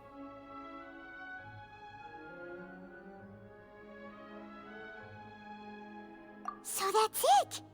Vacher was no victim, but personally took his lover and... No, that's not it either! If that's the case, why would he want people to resurface from the water? In any case, Paimon will write it all down.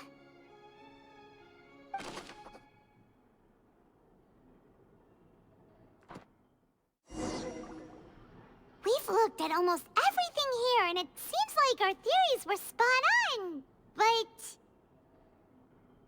Yeah, we haven't found anything that reveals his true identity. No wonder even Neuvillette wasn't able to find anything. Whoever it is probably destroyed everything to do with that name a long time ago.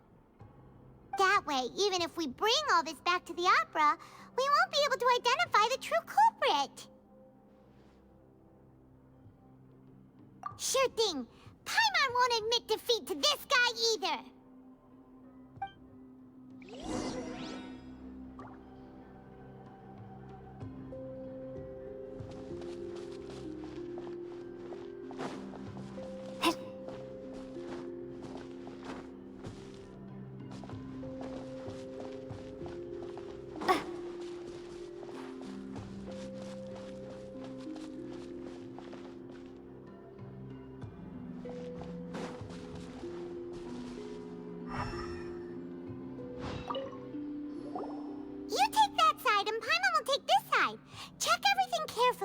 We'll find something for sure.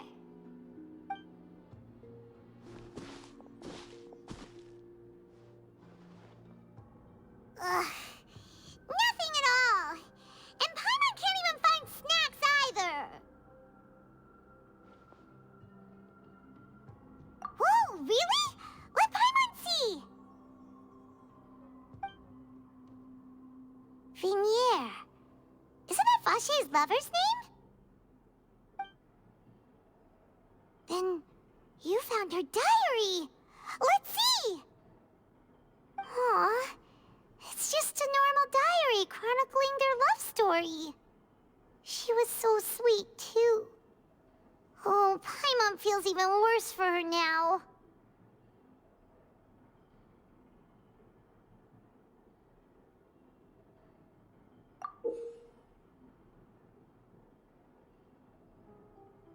So many!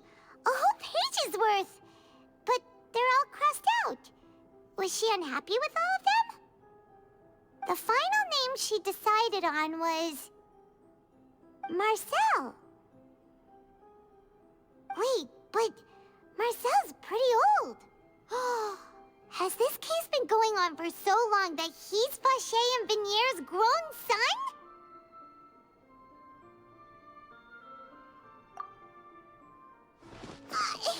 Hey! Paimon still hasn't figured it out yet.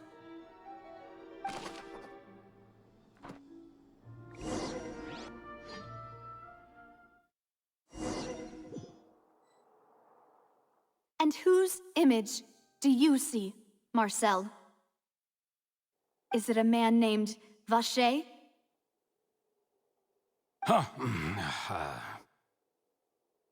Oh, so you do know that name. I'm merely surprised you'd suddenly say the name of someone I've never even heard of. I was waiting for you to say that.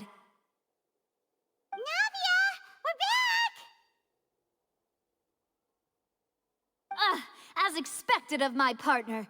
I just knew you'd return in the nick of time. Just how often do you intend to flout the rules of this court? It's all right, Monsieur Neuvillette. Given their confidence, I expect they've found the crucial evidence.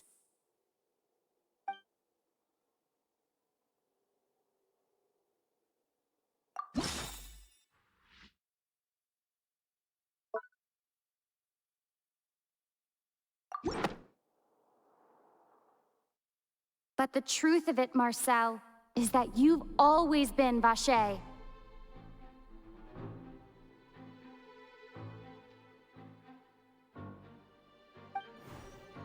Huh? We've investigated your lair, and we already know after your lover, Vinier, was dissolved, you kept abducting young women to experiment on the hopes of bringing her back to you. You even created Marcel as a new identity, and destroyed all records of your past as Vacher. So that's it. Even the villains in opera performances rarely go that far. And with that, Marcel's motive has now been established. This information regarding your past also dismantles your prior timing defense. Well, Marcel, do you know where you went wrong?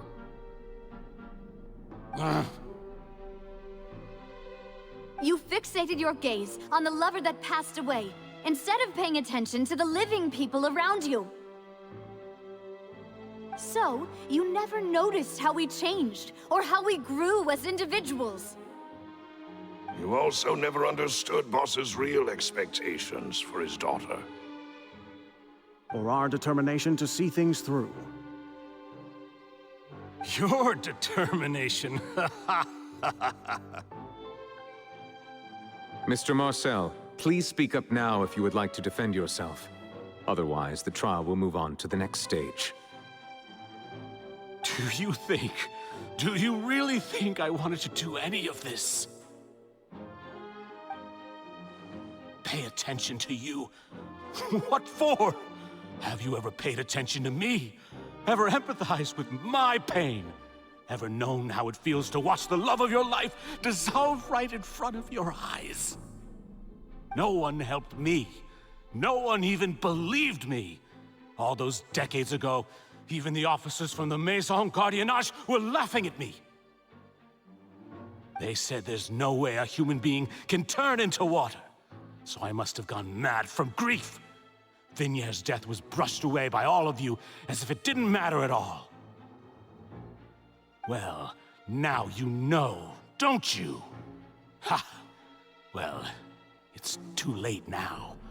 All those who were dissolved are gone forever. You only have yourselves to blame. You set up this ornate opera house in pursuit of your so-called justice, your beloved drama, while turning a blind eye to the suffering of the people. Vinier is dead. We promised each other that we would always be together. Wherever she goes, I will follow. But I'm not from this blasted place, so I can't be dissolved, no matter what I do.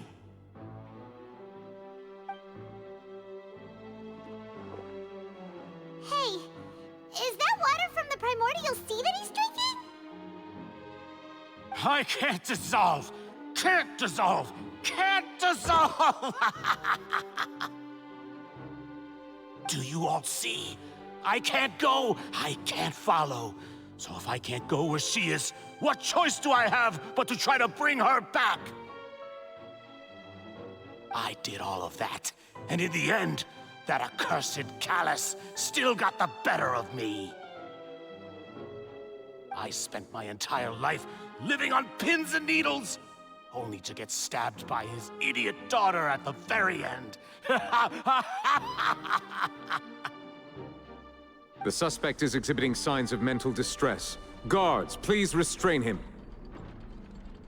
Don't touch me! Don't anybody come near me! I still need to save Vinier. A promise. We made a promise. Vinier. Vinier! Please, Vinier. Don't think badly of me. All I want to do is fulfill our promise. At this point, the verdict of this trial is clear. With Mr. Marcel's conviction, the charges against Mr. Tartaglia no longer have any basis.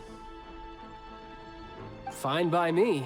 I was in a bad mood, but after a show like that, I'm actually feeling pretty good. Traveler, please submit all the evidence you have collected to the guards, so that I might review and summarize the truth behind the serial disappearances case.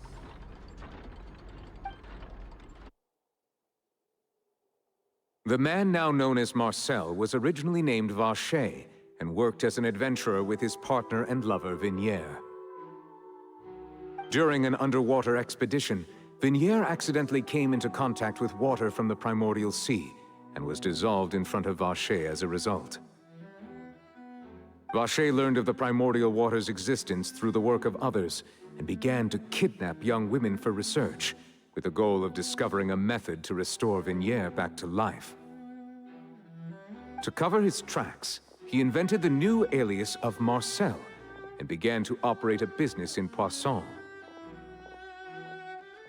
During the course of his research, Vacher discovered that a diluted concoction of water from the primordial sea can induce feelings of euphoria, and began to manufacture and market synth.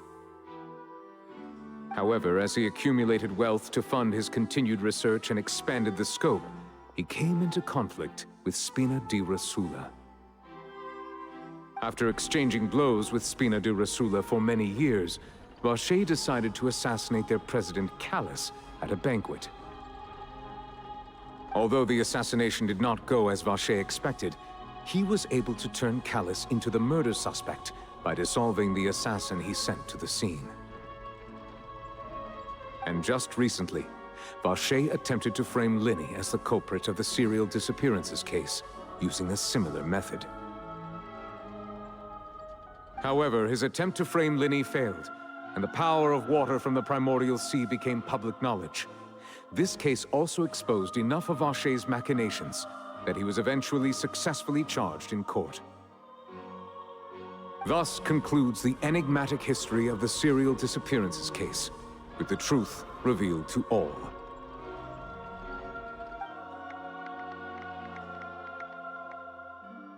The Oratrice will now deliver the final verdict regarding the charges against Mr. Vacher.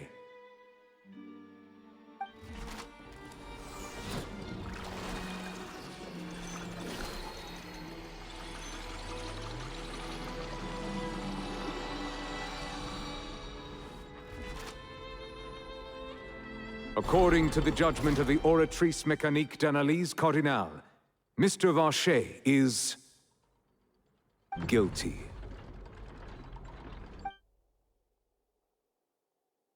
Guards! Take Vacher away. Good. It's what he deserves. With that, the serial disappearances case is over now. We really just witnessed history.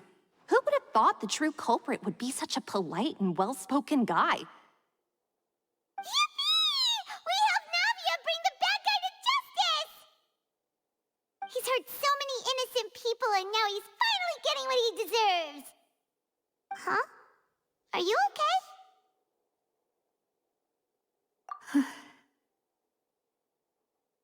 Demoiselle, you were absolutely brilliant. The day our late boss had always hoped for has finally come. You can rest easy now, knowing justice has been served. Yeah. It's finally over. It's all thanks to you guys. And my partner.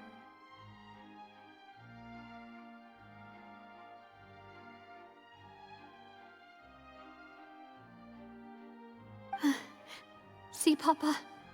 Spina di Rosula's still doing well with me at the helm. Well now, hasn't this been a most delicious piece of drama? The villain has been caught, justice has been served, past wrongs have been righted, and it's a big ol' happy ending.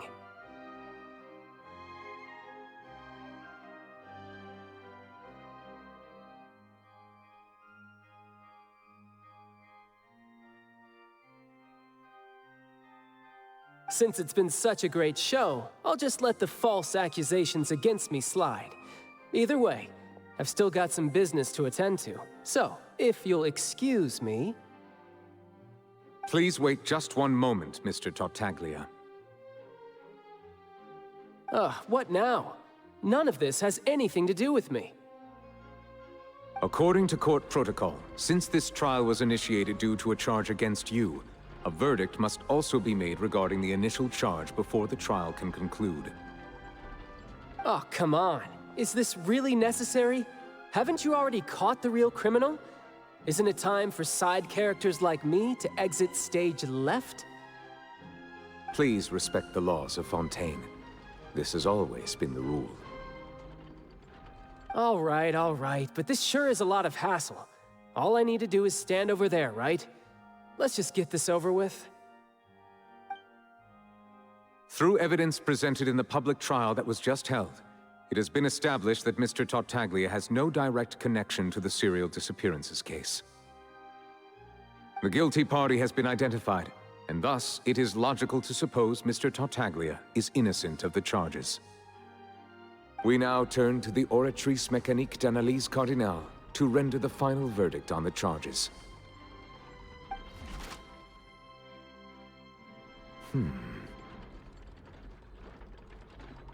According to the judgment of the Oratrice Mécanique d'Analyse Cardinale, Mr. Tartaglia is guilty.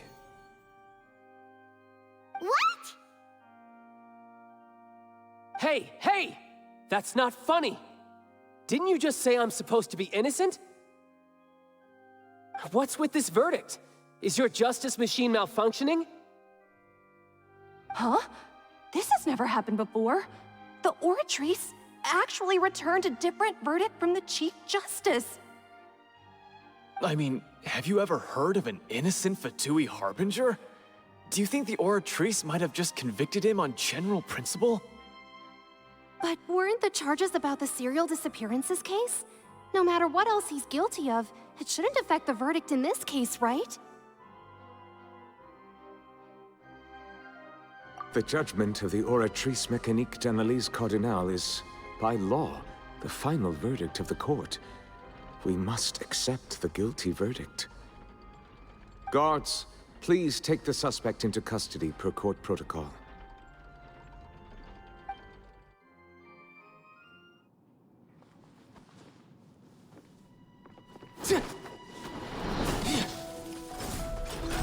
So this is how justice is done in Fontaine. What a joke. You've got your rules. Well, I've got mine too!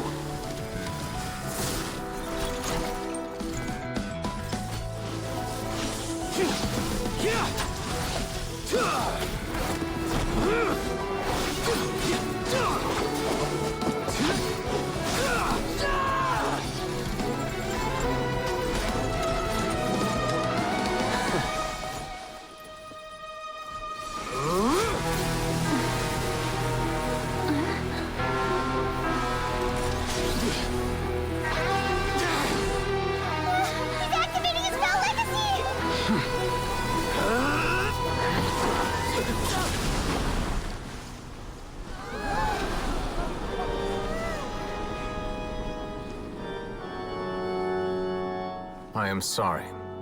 If you have been wronged, we will find the truth. But the rules of the court must be upheld.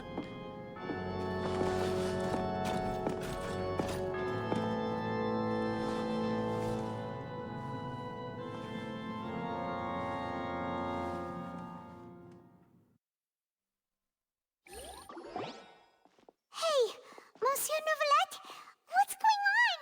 Shouldn't they have been cleared already? Apologies.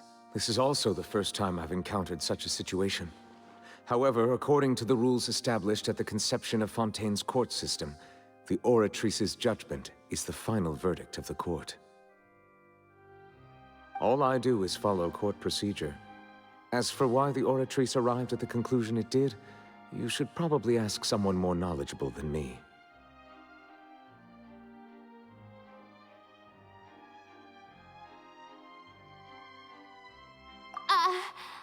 Why are you looking at me? I had nothing to do with it!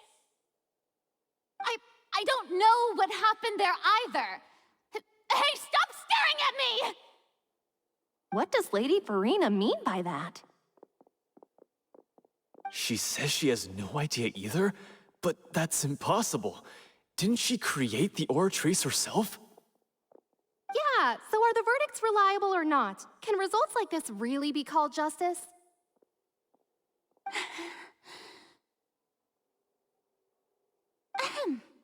My dearest citizens, did you really think we'd allow an incorrect verdict to be handed out in this court?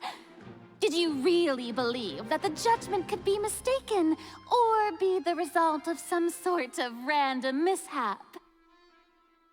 Don't tell me you thought even I had been blindsided by the oratrice's result. But the way she looked just now, it was pretty obvious she had no idea what was going on. However, given the state of things, I shall give you an explanation. Everything that just took place, including my supposed shock and bafflement, was a part of an elaborate performance, with every action meant to stir up drama and excitement. And, of course, for every performance, there is a script. Everything has unfolded exactly as I expected from the very beginning. As the embodiment of the very concept of justice, the oratrice shall never render an arbitrary judgment!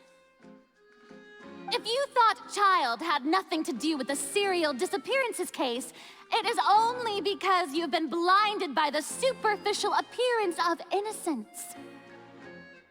Everything he's done, not to mention the danger he poses, are beyond ordinary comprehension and completely unforgivable! All shall be revealed in time. You will come to understand my noble intentions, as well as the absolute correctness of the oratrice's verdict.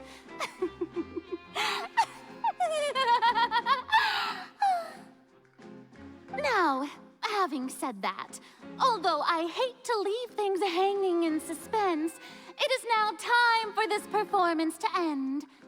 As the lead actress, I shall be the first to take my leave. Toodaloo! So she chose to make her escape after all, did she?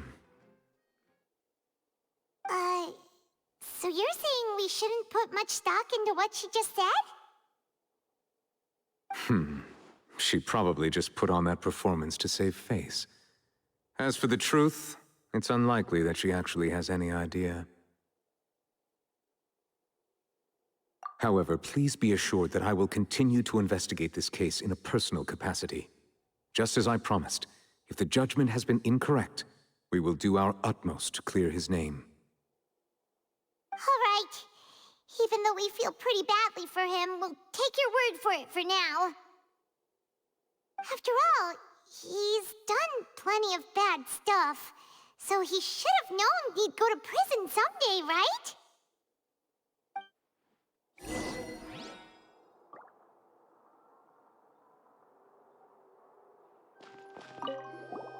Oh, Monsieur Neuvillette! That power you showed when you took him down. Who are you really?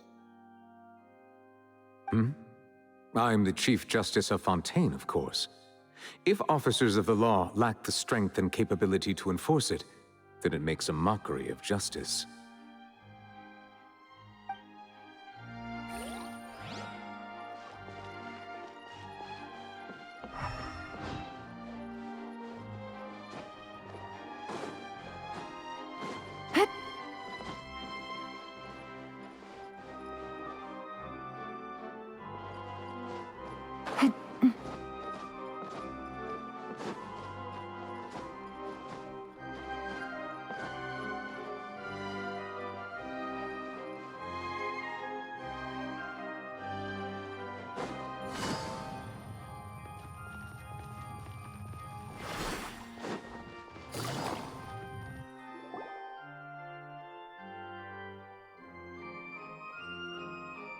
Hey, what are you doing? Quick, stop him!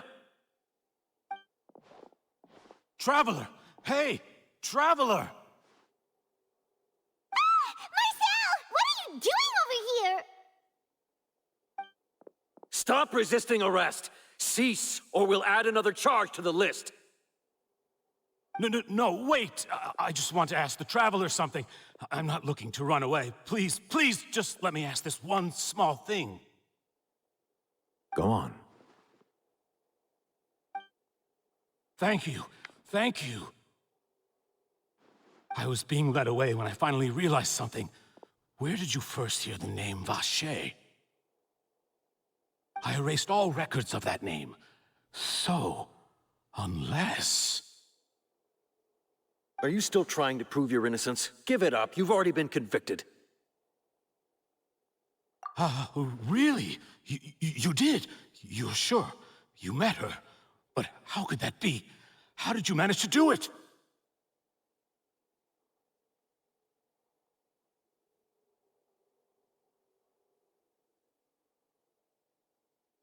The Fountain of Lucine? Then she's been so close to me all along. And I just never... Please give me a chance to talk to her again. Just let the Traveler take me to the fountain to see her one last time. This is the last request I'll ever make in my life. You can do whatever you want to me afterwards. I don't care. What? Give an inch and you want to take a mile? Do you think serial killers get to make requests like that? Paimon agrees. Why should we give him what he wants when he's only done a ton of super terrible things? This request, is it worth as much to you as your life? Of course! Wait, no. It's worth even more than my life. Humans, will they betray the instinct to live just to satisfy spiritual needs? Very well. I will grant your request. Your Honor, I fear that... I will go with him. You do not need to worry about any escape. In that case, I shall leave him in your most capable hands, Chief Justice. Thank you, Your Honor.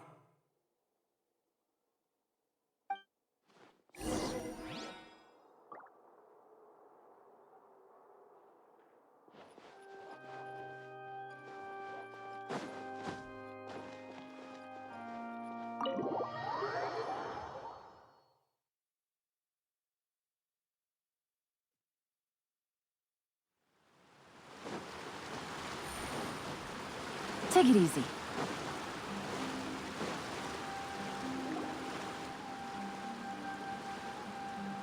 Is this the place? You said she's here, but what do I need to do to see her?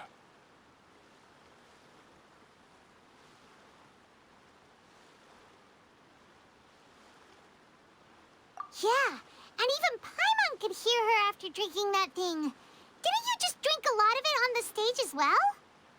Oh, in that case... Vacher! Ah! Yes, that's it! So you heard it too! Vignier, it's me! It's me, Vacher! Vacher? Vacher! I'm here! Where are you, Vignier? I'm coming for you. I'm finally here for you. Hey, wait! Be careful! Hey, wait!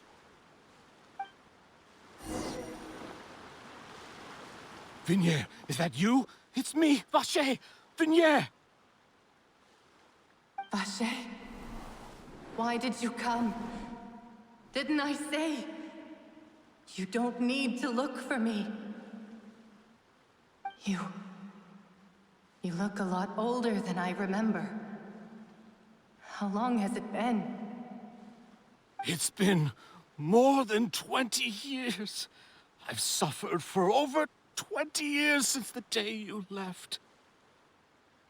All this time, only the thought of bringing you back has kept me alive. Nothing else mattered to me. I must be dreaming. Who would have thought I'd get the chance to tell you all of my feelings like this? Vignier, you are my everything. I really don't know how I could live without you. But Vacher, If you ask me, this world would be better off without you. What are you saying? If not for you, I would have finished my law degree and probably become a top-tier attorney one day. If not for you, I would have continued to pursue my love of the arts, and my works would have been displayed in the Palais Mermonia itself. If not for you, I would at least have been able to take care of my mother. And she would not have grown old and died alone, with nothing but the tears on her cheeks. It's all because of your selfishness, Vache. It's all because of you. Wait, you are not Vignier. Who are you? You're right. I am not Vignier. I am the sacrifices. Every woman who died by your hand, as our bodies dissolved, our consciousnesses flowed back to the primordial sea.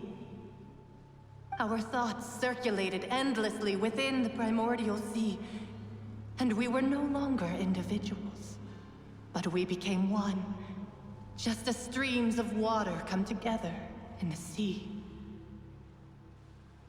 I'm Cressy. I'm Lemony. I'm Azine.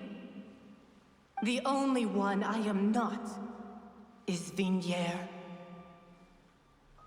Why? But then, where is Vignier?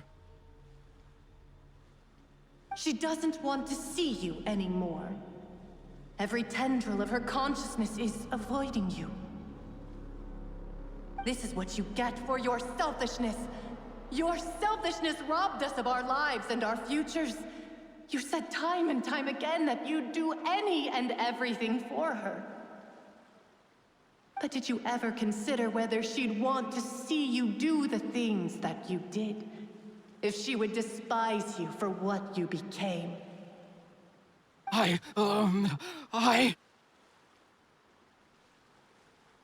You are a liar, a heartless murderer, and a cowardly narcissist.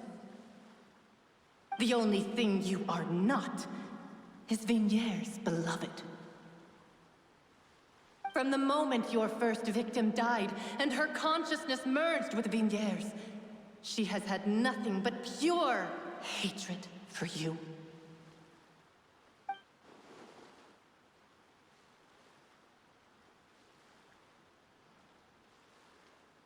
No! Vignier! She can't hate me. Let me see her, please. Have mercy. You still don't understand. When I said don't look for me, that came from the real Vignier. She really doesn't want to see you anymore. But on top of that, she also said that because it's her final drop of pity for you. She said that because she knew that if you did come here, we will show no mercy to you. Vache. Vache? Vache. Vache. Vache. Vache. Drown.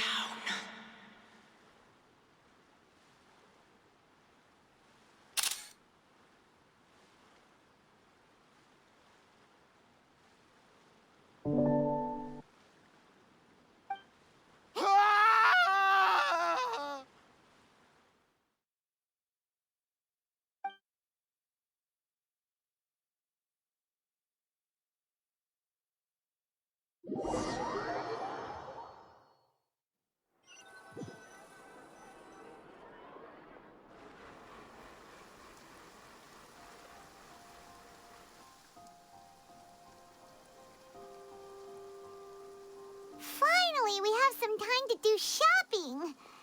Gosh, it's really been a long time since we've been able to relax.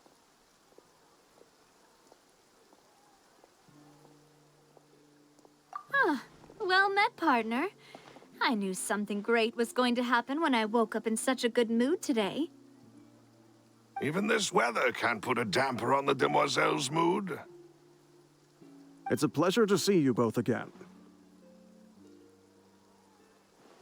Oh, hey, Navia! It's been a few days. Paimon's already started to miss you. Oh, now that I believe. I'm easy to work with and always bring home the bacon. Who wouldn't treasure having a partner like me? Sounds like you're really enjoying life these days, Navia. What have you been busy with since the trial? It's just been one thing after the other. I've been making non-stop trips between Poisson and the courts in Sen. Everyone from Spina di Rosula organized a memorial for my father. We never held a memorial when he first died, since everyone knew that even if we held one back then, no one was going to come. This time, though, everyone in Poisson, and even many people from the court, all attended. So his name's definitely been cleared now. That's what we like to hear. It's been the dearest wish of Demoiselle all along. That blasted stubborn fool. I was right to put my faith in him. I'm so glad I didn't give up on the case all those years ago.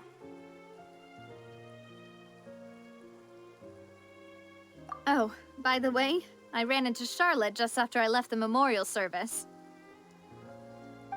Well, maybe it'd be more accurate to say I knew she would be there, and there was no way she'd just let me go. Huh? So you know Charlotte too? The Charlotte? Journalist from the Steambird? Yeah, way back when I first became the president of the Spina di Rosula, she was all over me. Wouldn't take no for an answer. I believe the story was called The True Heart of Darkness, Secret Tales of the Yellow Rose. To be fair, though, it was a really flattering feature. So, we've been on pretty good terms ever since. She was trying to lean on our friendship to get me to do an exclusive piece on the serial disappearances case. Oh yeah, she told us about that. She's always been super interested in that case, so now her wish has finally come true too. Anyway, I told her to make sure that when she writes about you guys entering the opera house with the critical evidence, that you both sound really cool. Now that's another thing to look forward to. We trust Charlotte's skills with a pen for sure. Oh, and in other news, I also took Clarand out for a meal. Oh, are you two on better terms now? While you were investigating Vaché's headquarters, Clarand gave testimony on my father's behalf. It was thanks to her that we were able to turn the tide. I wanted to thank her. I mean, there's also no point in being awkward all the time, so we took the chance to reconcile with each other. Oh, that's great. Paimon also thought Clarand wasn't actually a bad person. It's always good to have more friends. Anyway, now that the case has finally been solved, perhaps it will slowly begin to fade from the public consciousness. Oh, actually, there's still one last thing I need to do. What is it? I should pay a visit to my father's grave and tell him the truth of what happened, as well as how it all ended. And on top of that, just how much people still look up to him to this day. That includes me, too. Miss Navia. Indeed. We want to go too! We also think Callus is a really admirable person. Sure thing. I'd like you two to share the moment with me. After all, without you, there might not have been such a positive ending. And in that case, everyone, let's be off. Considering the recent weather, we'll be lucky if we can reach Poisson before dark. Yeah, you're right. It's been raining non-stop for a few days now.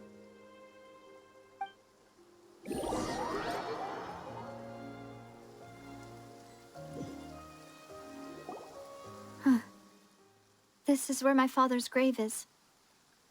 To be perfectly honest, even I haven't been back here for a long time. Huh? There's someone there already. Wait. That figure. It can't be...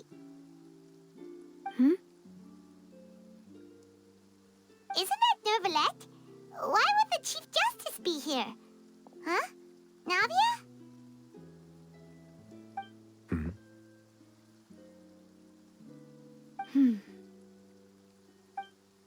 My apologies. I should have asked before coming to pay my respects. Don't say that. Sorry about that. Oh, I was trying to say there's no need for you to apologize. I wanted to show my father how much I've grown, but still, I doubt I've grown to the point that even the Chief Justice would feel compelled to apologize to me over and over. In that case, I will stop apologizing for now. You really could use some pointers on understanding human emotions, Monsieur Nervalette. In any case, why did you come to Poisson? Well, ever since that day, I've been turning a question over and over in my head. Just what is justice, anyway? There was once a time when I didn't want to believe that there could be anything more important to humans than life itself. Oh, rather than that, it's probably more truthful to say I didn't believe humans were capable of resisting the most basic instinct of living things. That they could rebel against their own nature, or consider certain things to be more important than their own lives. Which is also why I didn't stop your father from beginning that fateful duel. I believed that a truly innocent man would never throw away his life like that. That there was nothing, should have been nothing more important than one's own continued survival. But Mr. Callis proved me utterly and decisively wrong. If not for his sacrifice, the serial disappearances case would have remained unsolved to this day. Mr. Callis made the choice he did for his daughter, for his associates, and for many people completely unrelated to him. And in the end, from a certain perspective, one could say that he did it all for the sake of justice. A justice that's higher than life itself. So, you asked me why I came here. I just wanted to say my apologies to Mr. Callis in person. I should have noticed all of this much sooner. This regret has filled me with a sadness that has haunted me for days. That high and mighty chair in the Opera Epiclese indeed insulates one from many important things. Spina di Rosula, thank you so much for your hard work and perseverance. I'm sorry for being mad at you before.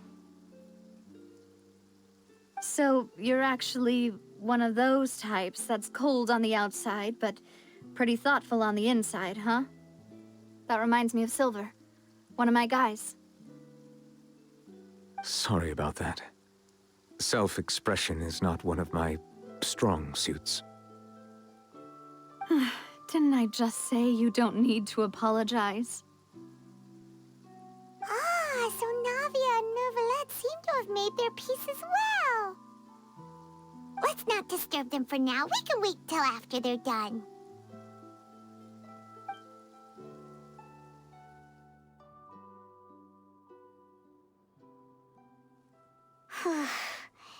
Paimon's never paid respects at someone's grave before. Did Paimon do anything rude there? Huh? Oh, Paimon didn't know that was a thing. But Paimon doesn't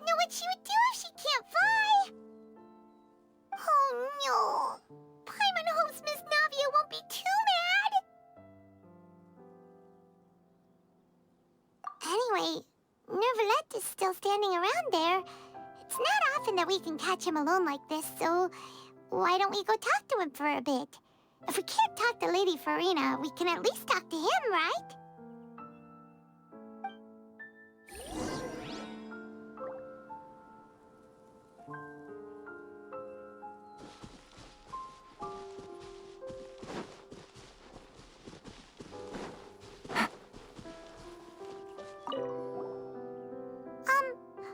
Paimon's really sorry, Navia, but Paimon did something pretty disrespectful just now. What are you saying, Paimon? I don't think I get it. Well, aren't you not supposed to fly around someone's grave? Huh? Who told you that? Hey, Traveler! Why did you mess with Paimon again?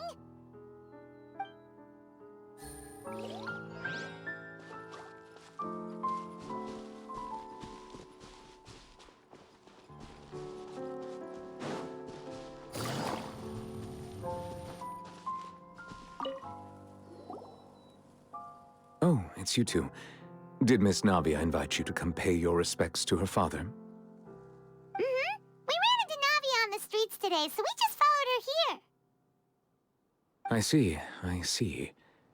Then is there something that I can help you with? Well, it's pretty hard to run into you like this, since you're usually super busy. So we figured we could try to ask you a few questions, if that's okay. Please feel free. Though outsiders, you helped us solve one of the greatest mysteries in Fontaine, and it would be my pleasure to return the favor.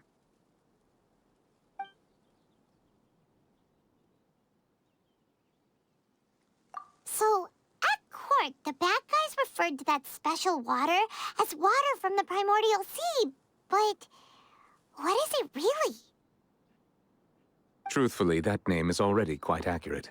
I can only surmise that Vacher and his ilk only learned of its nature and existence after extensive research. There used to be a special sea on the surface of this planet. The nature of its seawater was rather different from that of the sea we know today. Most of Tevat's life forms were first born in that special sea. You could say it nurtured much of the life on this planet. Huh. So it really was where everything began. It makes sense to call it primordial, then. But today, the primordial sea no longer exists on the planet's surface. What Vacher discovered must have been some kind of special case, or a remnant from a truly ancient age. Huh. So that's how it is. Oh, you really know everything, Monsieur Neuvillette. But if that's the case, then why would people, at least people from Fontaine, dissolve in that kind of water? Indeed. Why would the primordial sea, which was known to engender and nurture life, suddenly reverse itself and devour life instead? To be frank, that also doesn't match my understanding of this world and its laws. There must still be some unknown secrets around the people of this land. Is there anything else you'd like to ask me about?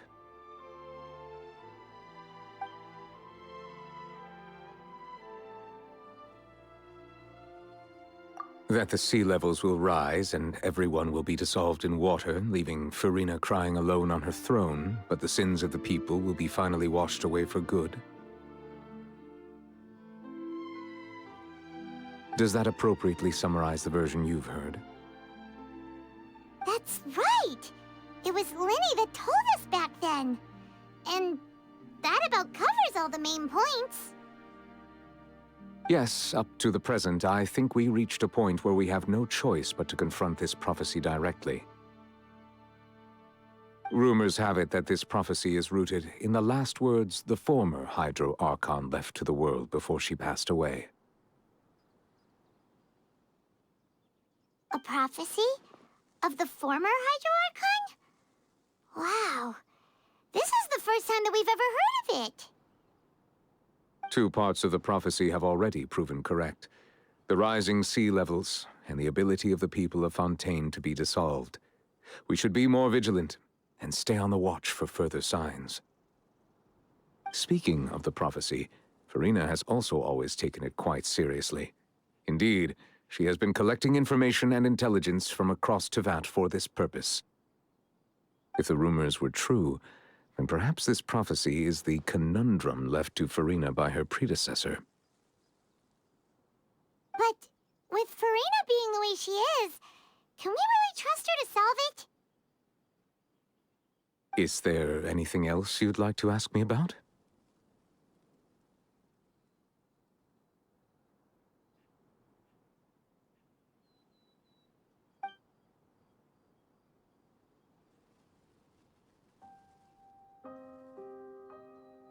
My apologies. My investigation has still not reached its conclusion. However, I still believe the judgment of the Oratrice was not rendered arbitrarily. But you also said you thought he was innocent.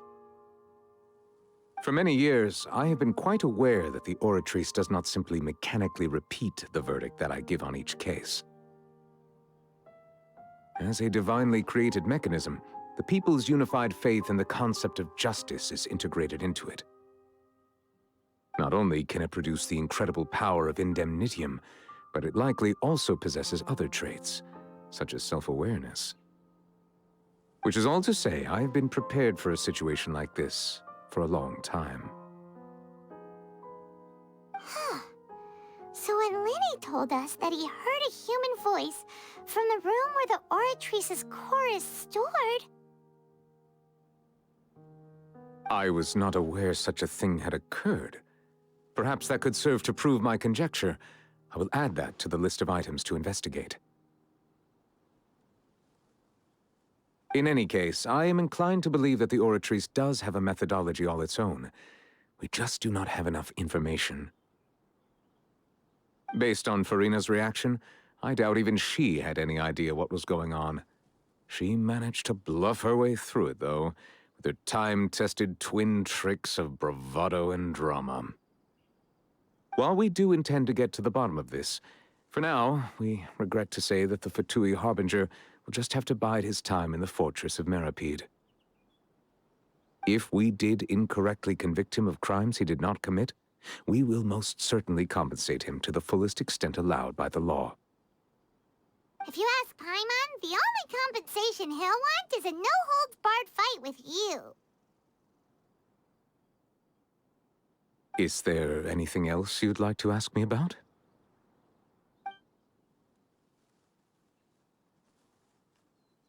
Your sibling, another blonde-haired traveler. I'm sorry, but I've never seen anyone who matches that description.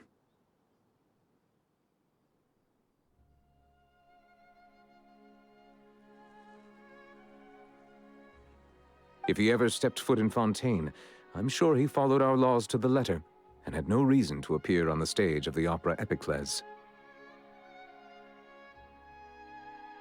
Is there anything else you'd like to ask me about?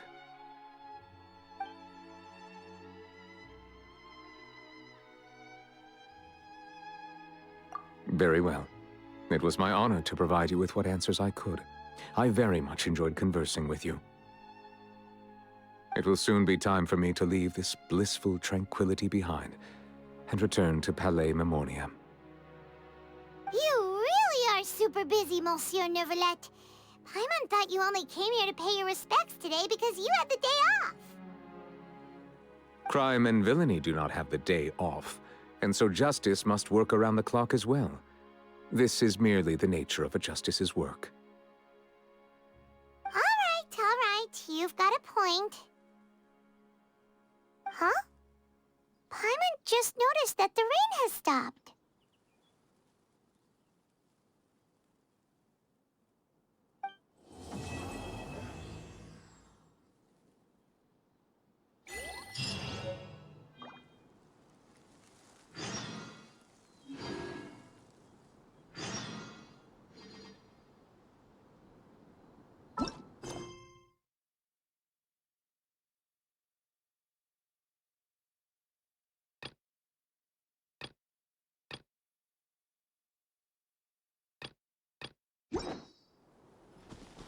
Take it easy.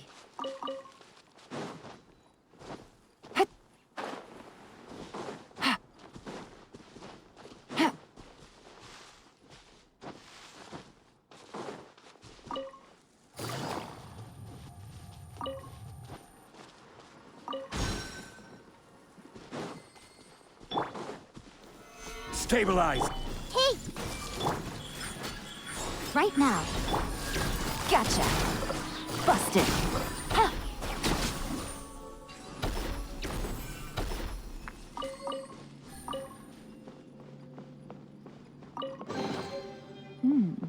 Easy money.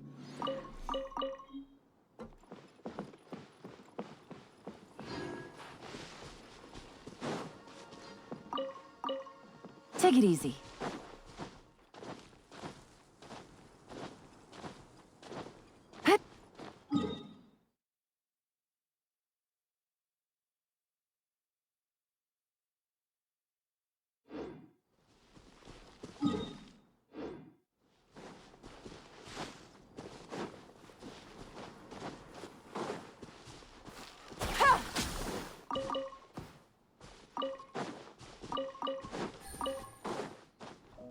Yeah.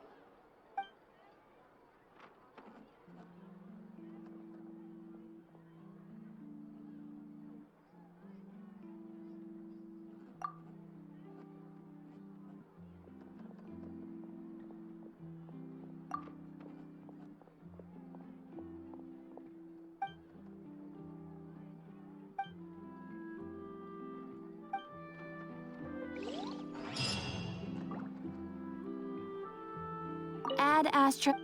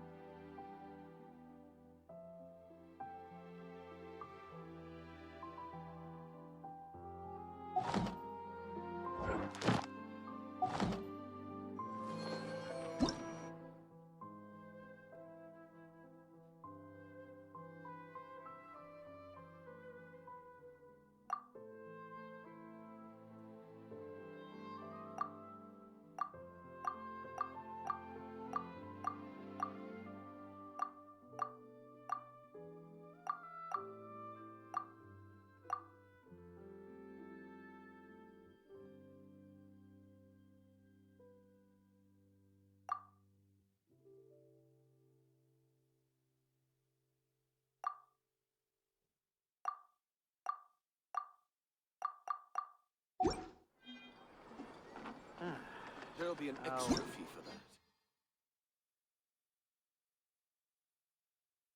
Yep,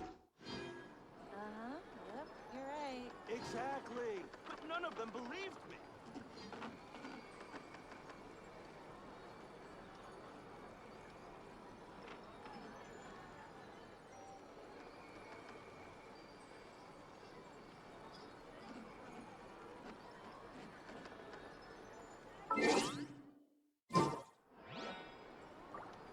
There'll be an extra fee for that. I'll